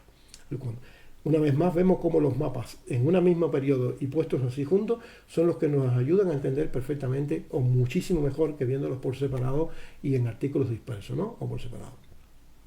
¿Qué tenemos con los siberianos? Pues lo que ya habíamos visto que empezó en el periodo anterior, que se van recluyendo hacia el oriente, o sea, son el lugar de origen y ya no dejan prácticamente ninguna huella. Quiere decir que el avance que habían tenido hasta la cultura yamnaya en el anterior, ¿no lo ves?, y dejaron su impronta genética, como se ve después perfectamente en pequeños porcentajes de lo que es siberiano-mongoloide en la cultura yamnaya, que después nos la trae hasta nosotros, hasta la península ibérica, ya después se retiran. Se concentran un poco por aquí, pero se van retirando. ¿Y qué tenemos con los antiguos, la ancestría de los antiguos cazadores-recolectores iraníes? Lo mismo que hemos tenido en el anterior, ¿ves? No ha cambiado casi nada. En el anterior habían avanzado un poquito hasta aquí arriba, pero en esta hay un retroceso y se mantiene más o menos igual. El principio de Europa, Anatolia y poco más. O sea, no influyen para nada en Europa y lo vamos a ver hasta el final, hasta la época de los romanos, que es cuando único llegan muy poquito. O sea, que se olviden de indoranios en la península ibérica, de la raza aria, de todas esas cosas que no hay ni el más mínimo fundamento genético. Los pueblos iraníes, indoiranios, no tuvieron absolutamente nada que ver en la formación, por lo menos de peso, no lo tuvieron para nada, en la formación genética de Europa, de casi toda Europa, por lo menos de Centro Europa y Europa Occidental y la península ibérica. Bien, seguimos. O sea, que para que la ironía sea más grande, vemos, cuando vemos el recorrido histórico de los indoiranios, vemos que nunca, jamás llegaron a Alemania. ¡Qué fuerte! donde la locura del nacionalsocialismo quería poner la cura de los arios, ¿no? Bien, seguimos. Vale, aquí tenemos entonces la antigua ancestría, otra vez de nuevo, la antigua ancestría de los euroasiáticos altaicos, que tienen ahora un foco de concentración en lo que sigue siendo la zona de cultura yamnaya, pero también un poquito más de lo que es Kazajistán y todo lo que es el Asia Central, acercándose a los montes Altai otra vez de nuevo. Hay como una especie, digamos, de retroceso hacia la tierra cuna de origen de ellos, acercándose a su tierra de origen, en la que se habían originado, pero manteniendo un núcleo entre la cultura yamnaya y las estepas. Estos son regiones de estepas. Todo esto de aquí que estoy marcando con la mano son estepas, son lo que se llaman las estepas del Asia Central. O sea, se concentra un poco en las estepas del Asia Central y, claro, en momentos en que ya están proliferando los pueblos túrquicos, porque el prototúrquico comenzó hace unos 4.500 años más o menos. Entonces ya estamos en el 1250 y el 750. Quiere decir, estamos entre finales del bronce y principios del origen de la cultura ibera en la península ibérica. O sea, el prototúrquico ya hace rato que se está hablando en toda esta zona y precisamente es donde tiene su fuerza, es ahí. Y vemos que han conquistado, colonizado, cada cual que ponga el término que quiera, colonizado se sobreentiende que es más pacífico, y sin embargo miren lo que pasó con los colonos agricultores afroasiáticos anatólicos, que dejaron una evidencia brutal de probablemente de mayor violencia que la de los esteparios. Pero bueno, ya prácticamente se han hecho con toda Europa. Ya lo vemos. Aunque los colores son amarillos, quiere decir no son fuertes, quiere decir que es algo intermedio, o sea, no es tampoco algo demasiado masivo, pero ahí están. están ya en toda Europa. Vemos que en las Islas Británicas hay una coloración un poquito más fuerte porque la presencia esteparia ahí es un poco más fuerte, de hecho, que en el resto de Europa, ¿no? En estos momentos en los que estamos, que son los momentos en que más o menos van a surgir en la península ibérica la cultura íbera. Se cree que llegó con los campos de urna. Hay quien cree que con los campos de urna llegaron los celtas y los iberos, pero lo que no entienden y no pueden explicar es cómo desde una misma cultura de los campos de urna llegan los celtas hablando indoeuropeo y los iberos hablando una lengua aglutinante que nada tiene que ver. Claro, vamos a intentar encontrar una explicación a todo eso, porque hasta ahora no la hay. Simplemente es algo que algunos lo utilizan para decir, entonces no puede ser que los iberos hayan entrado con los campos de urna porque no hablan celta. Y otros que dicen, no puede ser que los celtas hayan entrado con los campos de urna porque no hablan una lengua aglutinante como los iberos. Entonces ahí hay una discusión muy grande entre partidarios de un campo y de otro, porque no pueden aceptar algo tan simple como que la cultura de los campos de urna, que es una cultura bastante grande que se expandió por casi todo Centro Europa con una extensión bastante grande, pueda haber tenido la misma situación que los esteparios Yamnaya original. Quiere decir que una misma cultura arqueológica no significa una misma lengua. Además, cuando se analiza todos los sitios que se han clasificado como cultura de los campos de urna, se ve que la mayoría de ellos solo coinciden en la urna. O sea, en el sistema de incineración en urna. Pero después cuando ves con detalle todo su ajuar, todo el paquete arqueológico de cada uno de los asentamientos, ves notables diferencias en los estilos, en la decoración, en la forma de hacer los diferentes artefactos. Y esas diferencias, muchos antropólogos y etnólogos que lo han demostrado con etnología en personas vivas, casi siempre responde, sobre todo cuando es simbólica, cuando las decoraciones en la cerámica son diferentes o hay elementos claramente simbólicos, por lo general coincide con etnias diferentes y lenguas diferentes. Por lo tanto, el error en el que han caído los arqueólogos, y eso es lo que pasa con el problema de los celtas en Galicia, es creerse que la arqueología es una ciencia exacta que te dice, si tiene urnas y tiene una espada de tal tipo, y, o sea, 3 o 4 elementos, ¿no? Y las azuelas las hace de tal tipo, y todos estos sitios lo hacen igual, todos son la misma cultura y la misma lengua. No, eso es un disparate. Es como si dijéramos que todos los pueblos que utilizan el alfabeto latino hablan en español, o hablan en inglés, o hablan en francés, ¿no? Es absurdo. Si vamos a comparar el nivel desde un punto de vista de la basura arqueológica, por decirlo de alguna manera, ¿no?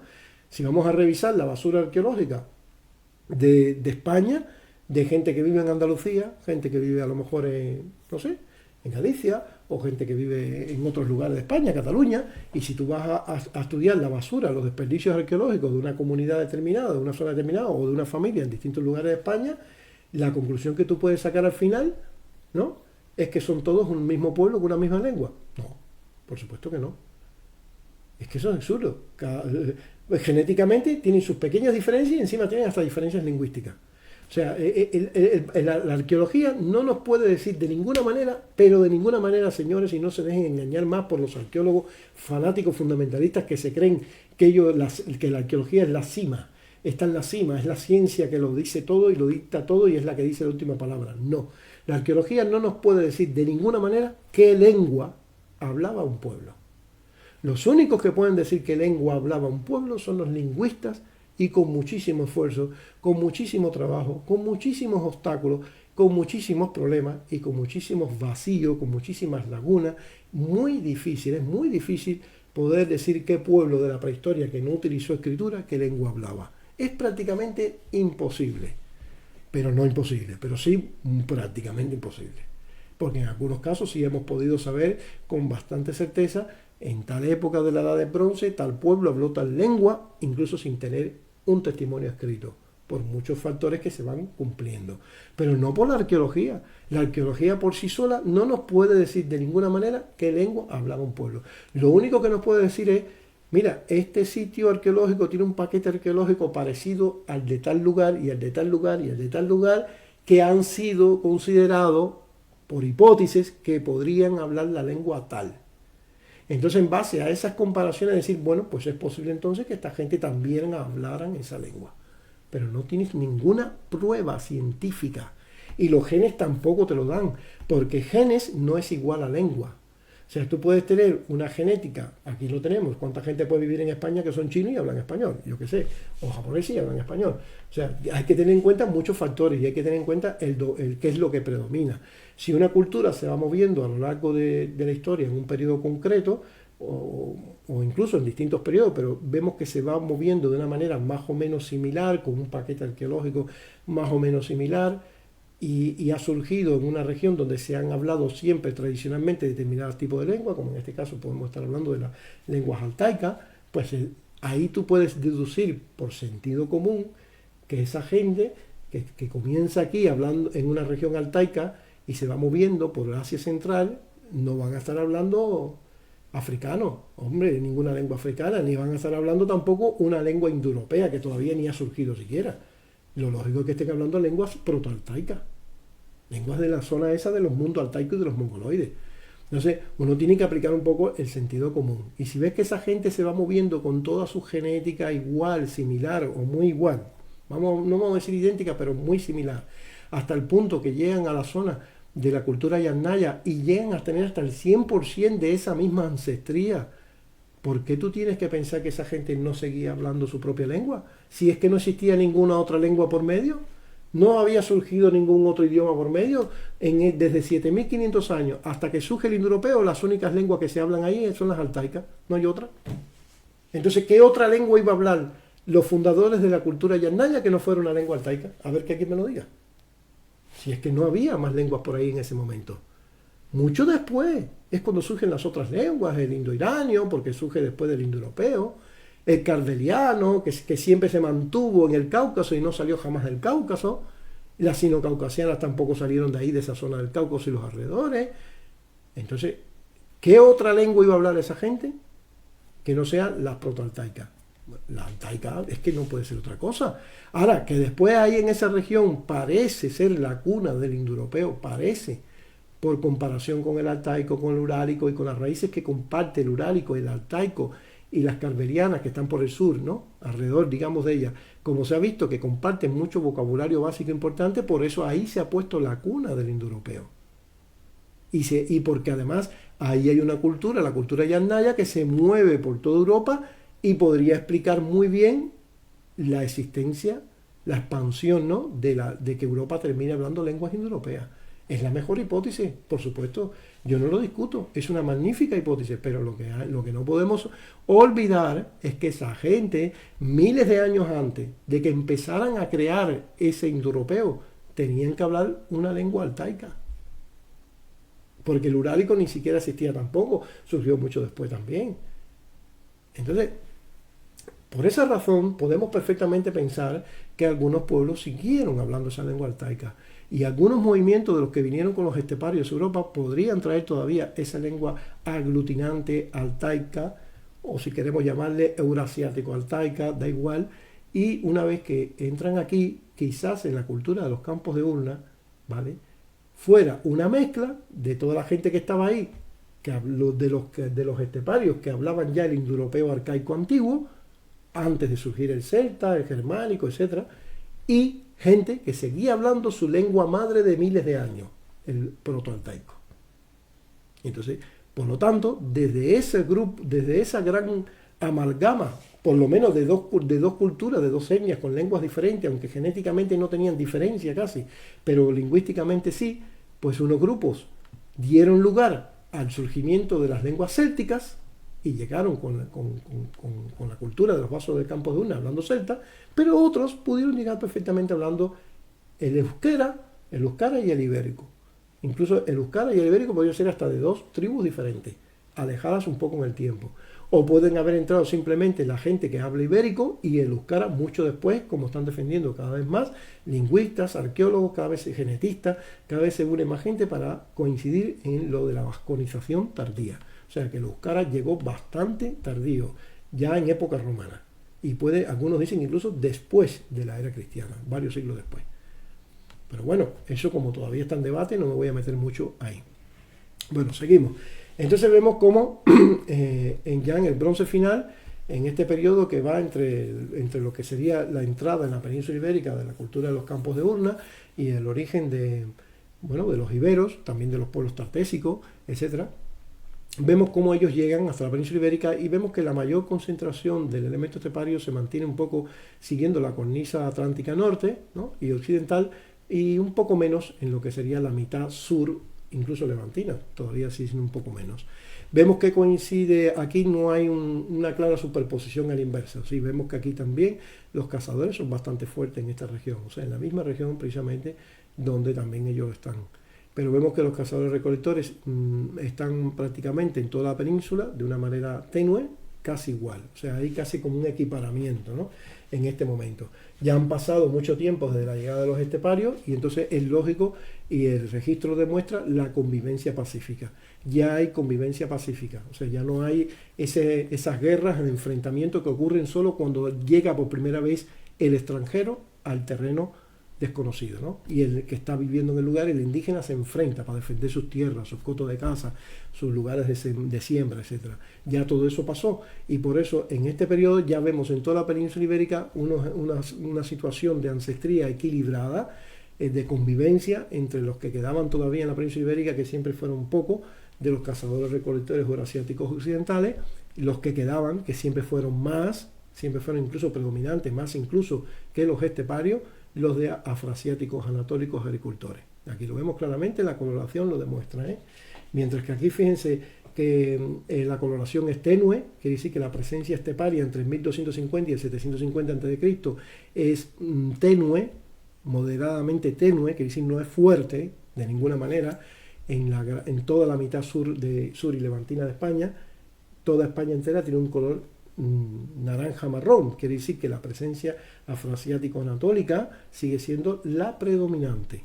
Y esto también hay que aclararlo, porque mucha gente sigue creyendo que llegaron los esteparios, sacaron a puntapié a todos los que estaban aquí y se quedaron ellos como los linajes predominantes. No, eso es cuando hablamos de un linaje paterno concreto, ¿no?, los R1b y sus subclados. Ahí sí. Pero cuando lo vemos a nivel de ancestría, que recordemos la ancestría es algo autosómico, que lo heredan tanto hombres como mujeres, vemos que no es así. No es la ancestría esteparia la que domina en la península ibérica y la que sigue perdurando en estos periodos, sino la ancestría afroasiático-anatólica, incluso con un componente todavía interesante de la de cazadores recolectores euroasiáticos occidentales, que sigue sobreviviendo. Ahora el refugio, la isla está en estos montes del norte de la península ibérica. Ahí están ahora, digamos, refugiados. O por lo menos donde mantienen toda esta parte de León, La Rioja, Astorga, tal, por ahí, ¿no? Están ahí en esa zona, parece con más fuerza. Bien, seguimos. Entonces, ¿qué vemos ahora? Ya finalmente vemos cómo la ancestría iraní logra llegar hasta la península ibérica. ¿Ves que llega justo hasta lo que es el límite entre Francia y la península ibérica? Hasta ahí llega. Y por la parte de África también llega hasta enfrente, o sea, hasta lo que es Marruecos, Tunisia. Pero ¿cómo llega? Fíjense en qué época estamos. A través de los fenicios y de los griegos. La primera llegada de este elemento iraní llega con fenicios y con griegos. ¿Por qué? Porque estaba en la cultura fenicia y en la cultura griega. No era una de las ancestrías mayores de la cultura fenicia y de los griegos. No era una de las ancestrías mayores, pero era una ancestría que estaba entre un 20 y un 30%, por lo tanto importante. O sea, si aquí estuviéramos viendo un mapa de la composición de mezcla genética, que es como se le suele llamar a las ancestrías de mezcla genética, veríamos que la mezcla genética de ancestría de cazadores recolectores iraníes en los fenicios está, y en los griegos también, en este periodo, pero no es predominante, un 20%, un 30%, o sea, están unos índices bajos, este elemento iraní. Y por eso es que llega a esta zona ¿qué es lo que tenemos ahí? Emporia. O sea, es la colonia, justo la colonia de Emporitón que comienza, no, todavía la colonia de Emporitón en esta época no ha comenzado. Pero bueno, esto tiene que ser fenicio. Es la única explicación para esa fecha, solo tiene que ser fenicio. No puede haber otra explicación. Porque todavía los griegos, creo que hasta un poquito después, pero muy poquito después, por esta fecha, perdonadme, pero yo en historia de colonización griega estoy un poco perdido, como es una de las asignaturas que no me ha llamado mucho la atención, Estoy un poco perdido, pero creo que sí, que por esta época ya estaba comenzando las colonizaciones griegas precisamente en esa zona. Así que lo más probable es que haya llegado con griego, pero bueno, no descartamos tampoco los fenicios. Y vemos cómo la península itálica, Sicilia, Cerdeña, todo esto ahora tiene un elemento iránico muy fuerte, pero ese elemento iránico que aquí es muy fuerte, cuando se mira todas las ancestrías, no es el más fuerte, también es mínimo. O sea, hay que ver después cada isla en concreto, todos los ancestrías de esa isla. Pero eso significa lo que he dicho. Esto en este caso sí está claro que es por la presencia más fenicia que griega, porque en estas islas, sobre todo Cerdeña, siempre hubo más fenicios que griegos. Así que lo más probable es que esto sea griego, fenicio, perdón. Una cosa que tengo que mirar para atrás para ver una cosilla que se me saltó, que quería comentaros que es muy importante, del tema de la navegación que decía de los esteparios. Bien, vamos a empezar del principio y ahora vamos a centrarnos en Cerdeña y Córcega. Vemos que Cerdeña y Córcega, que aquí la tenemos en verde, no le llega, por supuesto, nada de esto. Vemos que la cultura de los cazadores euroasiáticos occidentales es muy fuerte en estas islas, ¿vale? Pero sin embargo, después vamos a ver cómo la que se convierte en la predominante es la afroasiático neolítica. Obviamente aquí no hay nada, aquí lo vemos, aquí no hay nada de euroasiáticos altaicos en estas islas, no hay nada de siberiano, no hay nada de iraní, ni hay nada todavía de afroasiático anatólico. Pero ahora, en el neolítico, ¿qué tenemos? ¿Veis? La coloración es bastante fuerte. Estas islas son entonces colonizadas por los afroasiáticos anatólicos prácticamente casi total. Y vemos que de los cazadores recolectores que antes estaban con bastante presencia han quedado reducidos o acorralados al norte, a las montañas del norte de Cerdeña. Lo vemos aquí, se puede ver ese color amarillito en el norte de Cerdeña y un poquito en Córcega, y desaparecen ya de Sicilia y queda poco tenue en la península itálica. La ancestría altaica sigue sin entrar, ¿ves? La vemos que sigue sin entrar en estas islas, solo en Sicilia un poquito, pero no en Cerdeña ni en Córcega. Por supuesto, nada de siberiano y de iraní. Ahí no estoy muy seguro, la coloración no hay nada, absolutamente nada. Sí algo en Italia, pero nada todavía. Bien, en el calcolítico tardío, ¿qué vemos? Pues vemos lo mismo. La ancestría dominante es la de afroasiático anatólica de los agricultores, es la dominante en estas islas junto a Italia, ¿no? Sicilia, Cerdeña y Córcega. De los cazadores recolectores sigue quedando un pequeño reducto en las montañas del norte de Córcega, no hay nada, aquí lo vemos, de ancestría euroasiático-altaica, o sea, la gente de los vectores de esta ancestría, que ya sabemos que son los 3 o 4 grupos, por decirlo de alguna manera, culturales de Yasnaya, vemos que no brincan a esas islas, solo a Sicilia porque está tan pegada, pero tan pegada, es lo que digo, esta gente huía de viajes largos por el mar. O sea, solo cruzan el estrecho de la Mancha y el de Sicilia porque son tan, pero tan cerquitas que a nado se pueden pasar. A nado. En aquellos tiempos más todavía. Pero ya cuando hay que brincar un poquito más, vemos Cerdeña y Córcega. Vamos a ver cómo se mantienen intactas, quiere decir, no entran en Cerdeña y Córcega. ¿Por qué no les va a gustar unas islas que son más grandes? Porque Córcega es grande, que se veían a lo lejos con unas montañas tremendas y tal. ¿Por qué? Porque había que cruzar más tramos de mar. A esta gente no le gusta cruzar el mar. Está claro. Es que yo lo veo cada vez más claro. A esta gente no le gusta cruzar el mar, solo cruzan estrechos que estén muy cerca. El estrecho de Gibraltar, por ejemplo, aquí vemos que lo han cruzado, ¿vale? Pero porque el estrecho de Gibraltar es también bastante estrecho. No es tan estrecho como el de Sicilia, pero es bastante estrecho. Pero algo pasó con Cerdeña y Córcega, que si vemos la distancia es mucho más grande. Por ejemplo, la distancia entre Italia y Córcega, que sería el punto más cercano para entrar después a Cerdeña, es el doble o más del estrecho de Gibraltar. Y podéis medirlo para que veáis. Entonces se ve que ya el límite máximo que ellos se atrevían a pasar era la distancia equivalente al estrecho de Gibraltar o al de la Mancha. Ya está. Más que eso, no. Eso quiere decir que ellos no eran muy buenos navegantes y les tenían cierto respeto o miedo al mar. Así de simple. Y entonces vamos a ver cómo se mantiene siempre como dominante. Cuando ellos logran dominar toda Europa, y lo vamos a ver ahora en la Edad del Bronce, aquí lo tenemos, ellos ya prácticamente en el bronce temprano ya están prácticamente por toda Europa y siguen sin entrar en Córcega y Cerdeña. Sigue dominando la ancestría afroasiática católica, hasta el punto que hoy en día en toda Europa los que tienen la mayor concentración de ancestría afroasiática católica son la gente que vive en Cerdeña, los sardos. Ellos son los que la tienen, porque prácticamente no sufrieron invasión importante ninguna, salvo algo anecdótico que llegó ahí una vez, creo, o un par de veces nada más, de gente de ancestría esteparia. Nos vamos al bronce tardío y volvemos a ver lo mismo. Ahí lo tenéis. Han colonizado casi toda Europa, pero siguen sin entrar en Cerdeña y en Córcega. No les gusta cruzar grandes tramos de mar. No les gusta. Fíjense que a pesar del estrecho de Gibraltar que ellos lograron cruzar, siempre la presencia es mínima, ¿ves?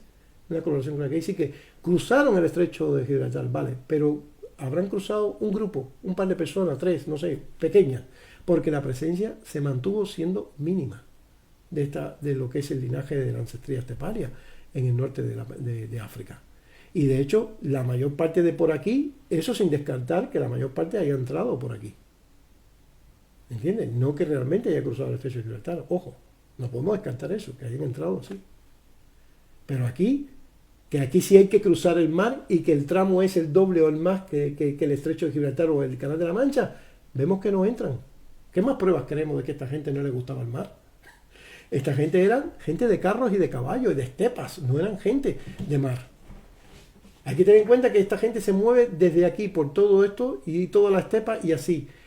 Bordean también el mar Caspio, el Caspio, lo bordean un poco, obviamente, después penetran por todo esto, pero estos son mares pequeños como laguna, pero que no tienen necesidad de cruzarlos, simplemente los bordean, no tienen necesidad de cruzarlos.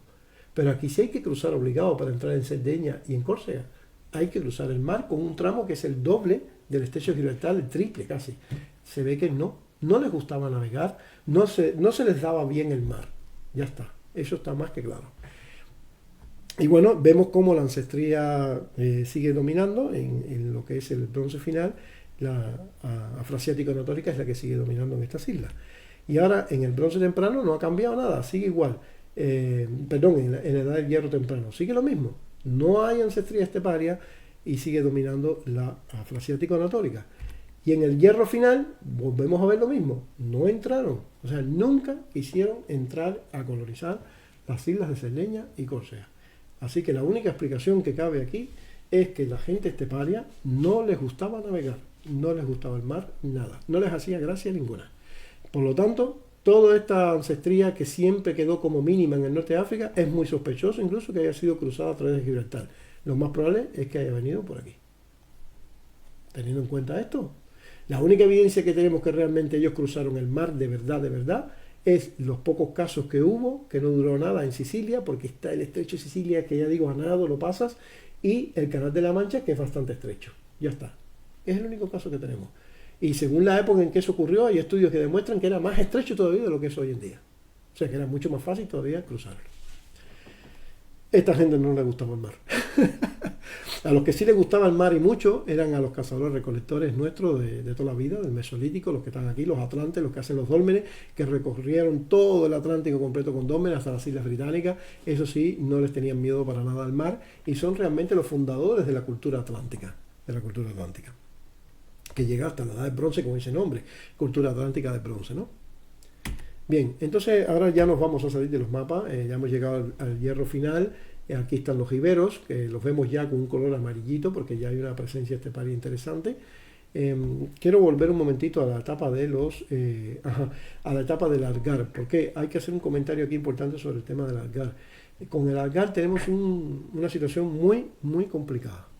A ver, el Algar, en esta época en que la ancestría eurasiático-altaica entra a través de los vectores Yamnaya, en el Algar, que estaría por aquí abajo, claro, porque tengo la mano, ya todos sabemos, tenemos un problema muy serio, y es que la única genética que tenemos que se puede considerar genética del Algar son un par de sitios que están al norte, en la periferia al norte después del Algar, o sea, del mundo algárico, del núcleo del mundo algárico. Pues fuera de ese núcleo algárico, fuera ya, entrando en lo que es La Mancha, Ciudad Real, ¿no? Hay un par de sitios encontrados en cuevas que por la datación de carbono 14, por la época y por un poco de la cual se han clasificado como sitios, enterramientos funerarios en cuevas de la época del Algar. ¿Vale? Entonces, esos individuos se les ha hecho un análisis genético y ha dado más o menos lo mismo que vemos después en los iberos y en todos los que hay por ahí, que ya habían entrado con los esteparios. O sea, una alta ascendencia, bueno, no tan alta, una moderada ascendencia de eurasiáticos altaicos, moderada, con una alta, o sea, es más alta esta, la afroasiática anatólica. Esta llega a tener un 70%, ojo, un 70% de afroasiática anatólica, la que estaba aquí desde el Neolítico, que viene desde el corazón de la cultura anatofiense, que son gente que seguramente hablaba lengua afroasiática, y el porcentaje que le sigue en importancia es el que viene con los esteparios, o sea, el de antiguos eurasiáticos altaicos. ¿Vale? Ya después tiene un poquito, muy poquito de otra cosa y más nada, pero de lo mismo, ¿no? De los cazadores recolectores, ya está, de los indígenas. Eso es lo único que tenemos del Algar, porque todos los restos óseos que aparecieron en la Bastida y en la Moloya hace, si no me equivoco, más de 10 años que se anunció que ya se había hecho el estudio genético y hablaron, incluso dieron una conferencia en el museo y hablaron de cómo la genética, esos estudios genéticos les ayudó a probar quién era hijo de quién era la madre de quién, las relaciones familiares entre los restos enterrados, enfermedades, un montón de cosas, pero no dijeron nunca en esa reunión, en esa conferencia que está en el museo, la podéis ver en los vídeos estos que publica el Museo Arqueológico Nacional de Madrid. No hablaron en ningún momento, ni nadie lo preguntó, cosa que a mí me dejó de piedra, sobre los haplogrupos, o sea, sobre los linajes, cosa que cuando se hace el estudio genético ya sale. No dijeron nada sobre si eran R1B o lo que fuera, a nivel paterno, ni sobre las madres tampoco, lo que las mujeres no, cuáles eran sus linajes, aunque más o menos ya sabemos cuáles son. Porque eso no ha cambiado para nada. Siempre han sido los mismos linajes, desde el Mesolítico, el Neolítico, son todos más o menos iguales, no ha cambiado, las mujeres se respetaban, no se extinguió ningún linaje, ¿no? Pero lo que más nos llama la atención es que lo que más queremos saber, todos los que estamos interesados en la historia de España, sobre todo la prehistoria, es quiénes eran realmente la gente del Algar. ¿Eran los mismos que entraron de las estepas mezclados con esto o había algo más? No lo sabemos, porque misteriosamente desde hace más de 10 años que dice que hicieron el estudio, a fecha de hoy todavía no han publicado nada sobre los linajes paternos ni maternos, pero sobre todo los linajes paternos que más nos interesa. No han publicado nada sobre esos linajes paternos, sobre los haplogrupos ni sobre las ancestrías. No han publicado ni siquiera esto, ni siquiera un artículo donde nos digan que la gente del Algar tenía tanto porcentaje de antiguo eurasiático del norte, tanto de cazador-recolector eurasiático, tanto de agricultor anatólico tal, nada, ni siquiera eso.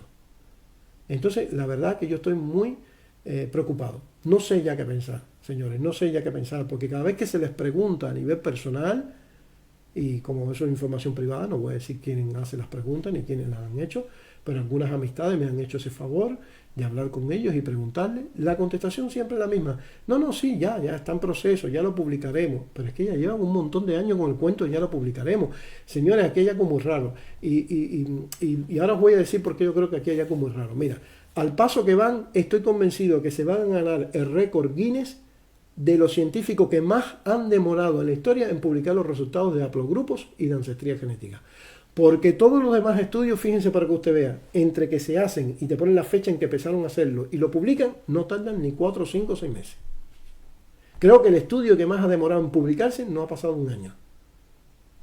Entonces, ¿cómo se explica que esta gente lleven desde hace por lo menos 10 años que ya hicieron el estudio sin publicar todavía absolutamente nada? Yo esto lo veo demasiado raro. Y mis sospechas se aumentan cuando vemos que hay elementos ahí extraños que pueden plantear polémica. Por ejemplo, el hecho de que la cultura del Algar desde el primer momento, justo desde más o menos, tendríamos que irnos un poquito más atrás, pero aquí, este es el periodo, 2200, aquí es cuando empieza la cultura del Algar. Vale, pues que ya vemos que aquí, lo que es el elemento estepario, obviamente ya ha entrado, pero lo que domina es el afroasiático anatólico, ¿vale? Y también hay un porcentaje interesante de los cazadores recolectores. Bien, pues en la cultura del Algar desde el primer momento, desde 2200 a.C., que justo está fumando mi hermano, que es justo la fecha en la que comienza la cultura del Algar. Desde el primer momento en la Bastida utilizan un sistema de fortificación cuyos paralelos más cercanos e idénticos incluso ellos mismos han reconocido que se encuentran en el cercano oriente, lo que es el mundo, vamos a llamarle protocananeo, por decirlo de alguna manera, sitios de Siria, Líbano, Israel, Palestina, tal, ¿no? Todo ese mundo que en aquellos tiempos tendríamos que hablar de un mundo acadio, ¿no? Asirio babilónico, protocananeo. Vale, ahí están los paralelos más cercanos e idénticos, incluso yo he visto la bibliografía y se ve exactamente lo mismo, el mismo tipo de construcción de arquitectura, con el mismo tipo de entradas, de puertas defensivas, exactamente igual. Es que no es que es parecido, es que es igual. Después, en Anatolia, hay un par de sitios de ese mismo periodo, de este mismo periodo que allá es el bronce tardío, allá viene siendo el bronce temprano, aunque aquí es el bronce temprano, perdón, aunque aquí es el bronce temprano, allí es un periodo un poco más antiguo, ¿no? Es calcolítico superior, el calcolítico final, ¿no? Porque allí más o menos empiezan los 400, 500 años antes que en el Algar. Pero hay sitios que tienen casi la misma fecha, 2200 a.C., exactamente la misma época en la que se está construyendo esto aquí. Allí se está construyendo igual, lo único que allí empezó un siglo o dos o tres antes. Por lo tanto, no pueden pensar que de aquí se llevó para allá, ¿eh? Entonces, ese sistema de construcción idéntico que se hace en ese mundo que podríamos llamar protosemita o protocananeo, pasa a Anatolia en esa misma época y se parece un poco, pero no tanto como los del mundo protocananeo, ¿eh? Se parece un poco también a lo que hay en el Algar. Pero es que también tenemos en el Algar no solo esa coincidencia tan importante a nivel arquitectónico que no parece una simple casualidad, tenemos también los enterramientos en Pizoi. Los enterramientos en Pizoi también comienzan ahí, en el cercano oriente, en las mismas regiones donde proliferaron los protocananeos, los ugaríticos, todas esas civilizaciones semitas. También ahí aparecen por primera vez los enterramientos en Pizoi. Entonces, ¿esto qué nos hace pensar? Hay algunos otros elementos que de momento no lo voy a mencionar porque prefiero estar más seguro, ¿vale? He mencionado los dos más claros que demuestran un contacto cultural importante con ese mundo protosemita, por decirlo de alguna manera. Ahora bien, ellos mismos han dicho que si por una parte eso está muy claro, por otra parte no entienden cómo si hubo un contacto cultural tan fuerte, no se encuentra cerámica de allá aquí, en las excavaciones arqueológicas. Claro, porque ellos parten del hecho de que cuando hay contactos culturales, siempre son comerciales, ¿no? Y que cuando hay contactos comerciales, pues casi siempre lo que refleja los contactos comerciales es intercambio de cerámica. Claro, eso es así, pero eso no es así siempre, ni en los periodos antiguos. Eso es así, por lo general, a partir de lo que es en las colonizaciones fenicias y griegas, o sea, digamos la edad del hierro. Pero en los tiempos más anteriores eso no se ve siempre. Se ha demostrado científicamente contactos de pueblos de distancias muy grandes sin haber ni el más mínimo trozo de cerámica de un lado en el otro. Se ha demostrado por otros elementos que sin ninguna duda no se podían explicar de otra manera, como en este caso la arquitectura misma y los enterramientos en Pizoi y una costumbre funeraria tan puntual. Hay que tener en cuenta que los pueblos no renuncian a sus costumbres funerarias de la noche a la mañana, no. Los cambios en las costumbres funerarias son muy profundos. Cuando un pueblo adopta una forma de enterrar determinada, eso no es tan fácil. Por lo general es reflejo de que es el mismo pueblo que lo viene haciendo desde hace mucho tiempo. Y no alguien vino y de pronto lo conoció, vino navegando un marinero, se puso a hablar con él y nosotros preferimos enterrarlo en unas vasijas dentro y queda más bonito, no sé qué. Qué bien, voy a renunciar a mis sistemas de enterramiento y que va ligado a creencias también religiosas muy fuertes. Voy a renunciar a todo eso y de ahora en adelante vamos a enterrar como a ti te gusta, como ustedes entierran en su país. No, señores, las cosas no ocurren así. Entonces, si tenemos que el Algar desde el principio utiliza un sistema de construcción de arquitectura, una arquitectura militar que es idéntica a ese mundo protocananeo, protosemita, pero a la vez también la costumbre funeraria, por lo menos de una élite importante, de la élite importante, es también del mismo tipo, deberíamos pensar en que aquí no se trata de un simple contacto comercial, sino de algo mucho más profundo. De algo mucho más profundo. Quiere decir, de un movimiento de gente de allá que viene y se instala aquí. Gente, élite, que es la que domina en el Algar, la que hace las fortificaciones y la que se hace enterrar en Pizoi. Las castas más bajas no se entierran en Pizoi, se entierran en cistas y algunos ni siquiera en eso, a medida que va bajando la casta. Entonces, esto nos podría llevar a la conclusión de la cultura del Asgard es una cultura esencialmente afroasiática. Y si a eso le añadimos que el mayor porcentaje que debería tener por la zona en la que se halla es precisamente la de una antigua herencia que ya viene desde el Neolítico, que también es afroasiático neolítica, pues las cosas cambiarían un poco. Y yo no sé si eso es lo que está impidiendo que se muestren esos datos, porque estarán a lo mejor estudiando bien y preparando y queriendo estar bien seguros de cómo enfrentarse a la polémica que va a desatar todo eso y a la crítica que va a desatar también, porque ellos lo que dijeron desde un principio, que no tenían duda, antes de hacerse los estudios genéticos, se lanzaron a decir que lo que esperaban es que fueran esteparios como todos los que había en ese momento en la península ibérica. Entonces, si ahora imagínate que los resultados genéticos les haya dado que de estepario no tienen nada o muy poquito, y que lo que sí tienen es más de afroasiático anatólico, o incluso ya directamente que tengan a lo mejor hasta los grupos típicos de allí, E1B o J2 o algo de eso. Y entonces ya quizás eso sea el motivo, pienso yo, es una especulación, porque no tengo otra manera de explicar por qué no se quieren dar, no se acaban de dar esos resultados, no se acaban de publicar. ¿Por qué tantos años para algo que se hace en un mes? Porque el estudio de muestreo genético no lleva más de un mes. Hoy en día cualquiera con 120 euros se hace un estudio de haplogrupo y le sacan los haplogrupos y no dura ni un mes. No me digan que los científicos van a necesitar 6 meses, cuando cualquiera por 120 euros va a una empresa que hay un montón y se lo hacen en un mes. Y por 120 euros, ¿eh? Hombre, por favor. Además que ya ellos mismos publicaron hace como 10 años que ya habían hecho el estudio genético. Entonces, si ya tienen los resultados, ¿por qué no los publican? No dan ninguna explicación. Eso es muy raro.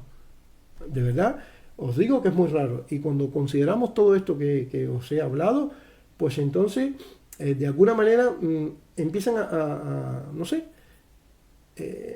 empiezan a surgir sospechas. Empiezan a surgir sospechas de por qué realmente es que no se ha dado todavía esa información o se sigue reteniendo. Yo creo que los tiros van por ahí. Yo creo que los tiros van porque la genética les está mostrando algo que no están preparados ellos para enfrentar todavía a nivel arqueológico con toda la comunidad científica. Algo que les va a costar mucho explicar, que saben que les va a traer dolores de cabeza, que les va a traer dudas, que les van a achacar que los estudios están mal hechos, que están contaminados, que van a tener que repetir las muestras genéticas, porque debe ser algo que ellos creen que nadie va a querer aceptar porque no es lo que todo el mundo espera. Y quizás por eso es que todavía no se han atrevido, porque estarán estudiando la mejor manera de presentar eso al mundo, que va a causar una polémica muy grande. Yo creo que es la mejor explicación, porque aquí no se puede achacar un atraso de publicación, es que eso no existe, Dios mío, es que es demasiado. Vivimos en una época en que los estudios genéticos se publican en meses, y llevan ya 10 años por lo menos en esto.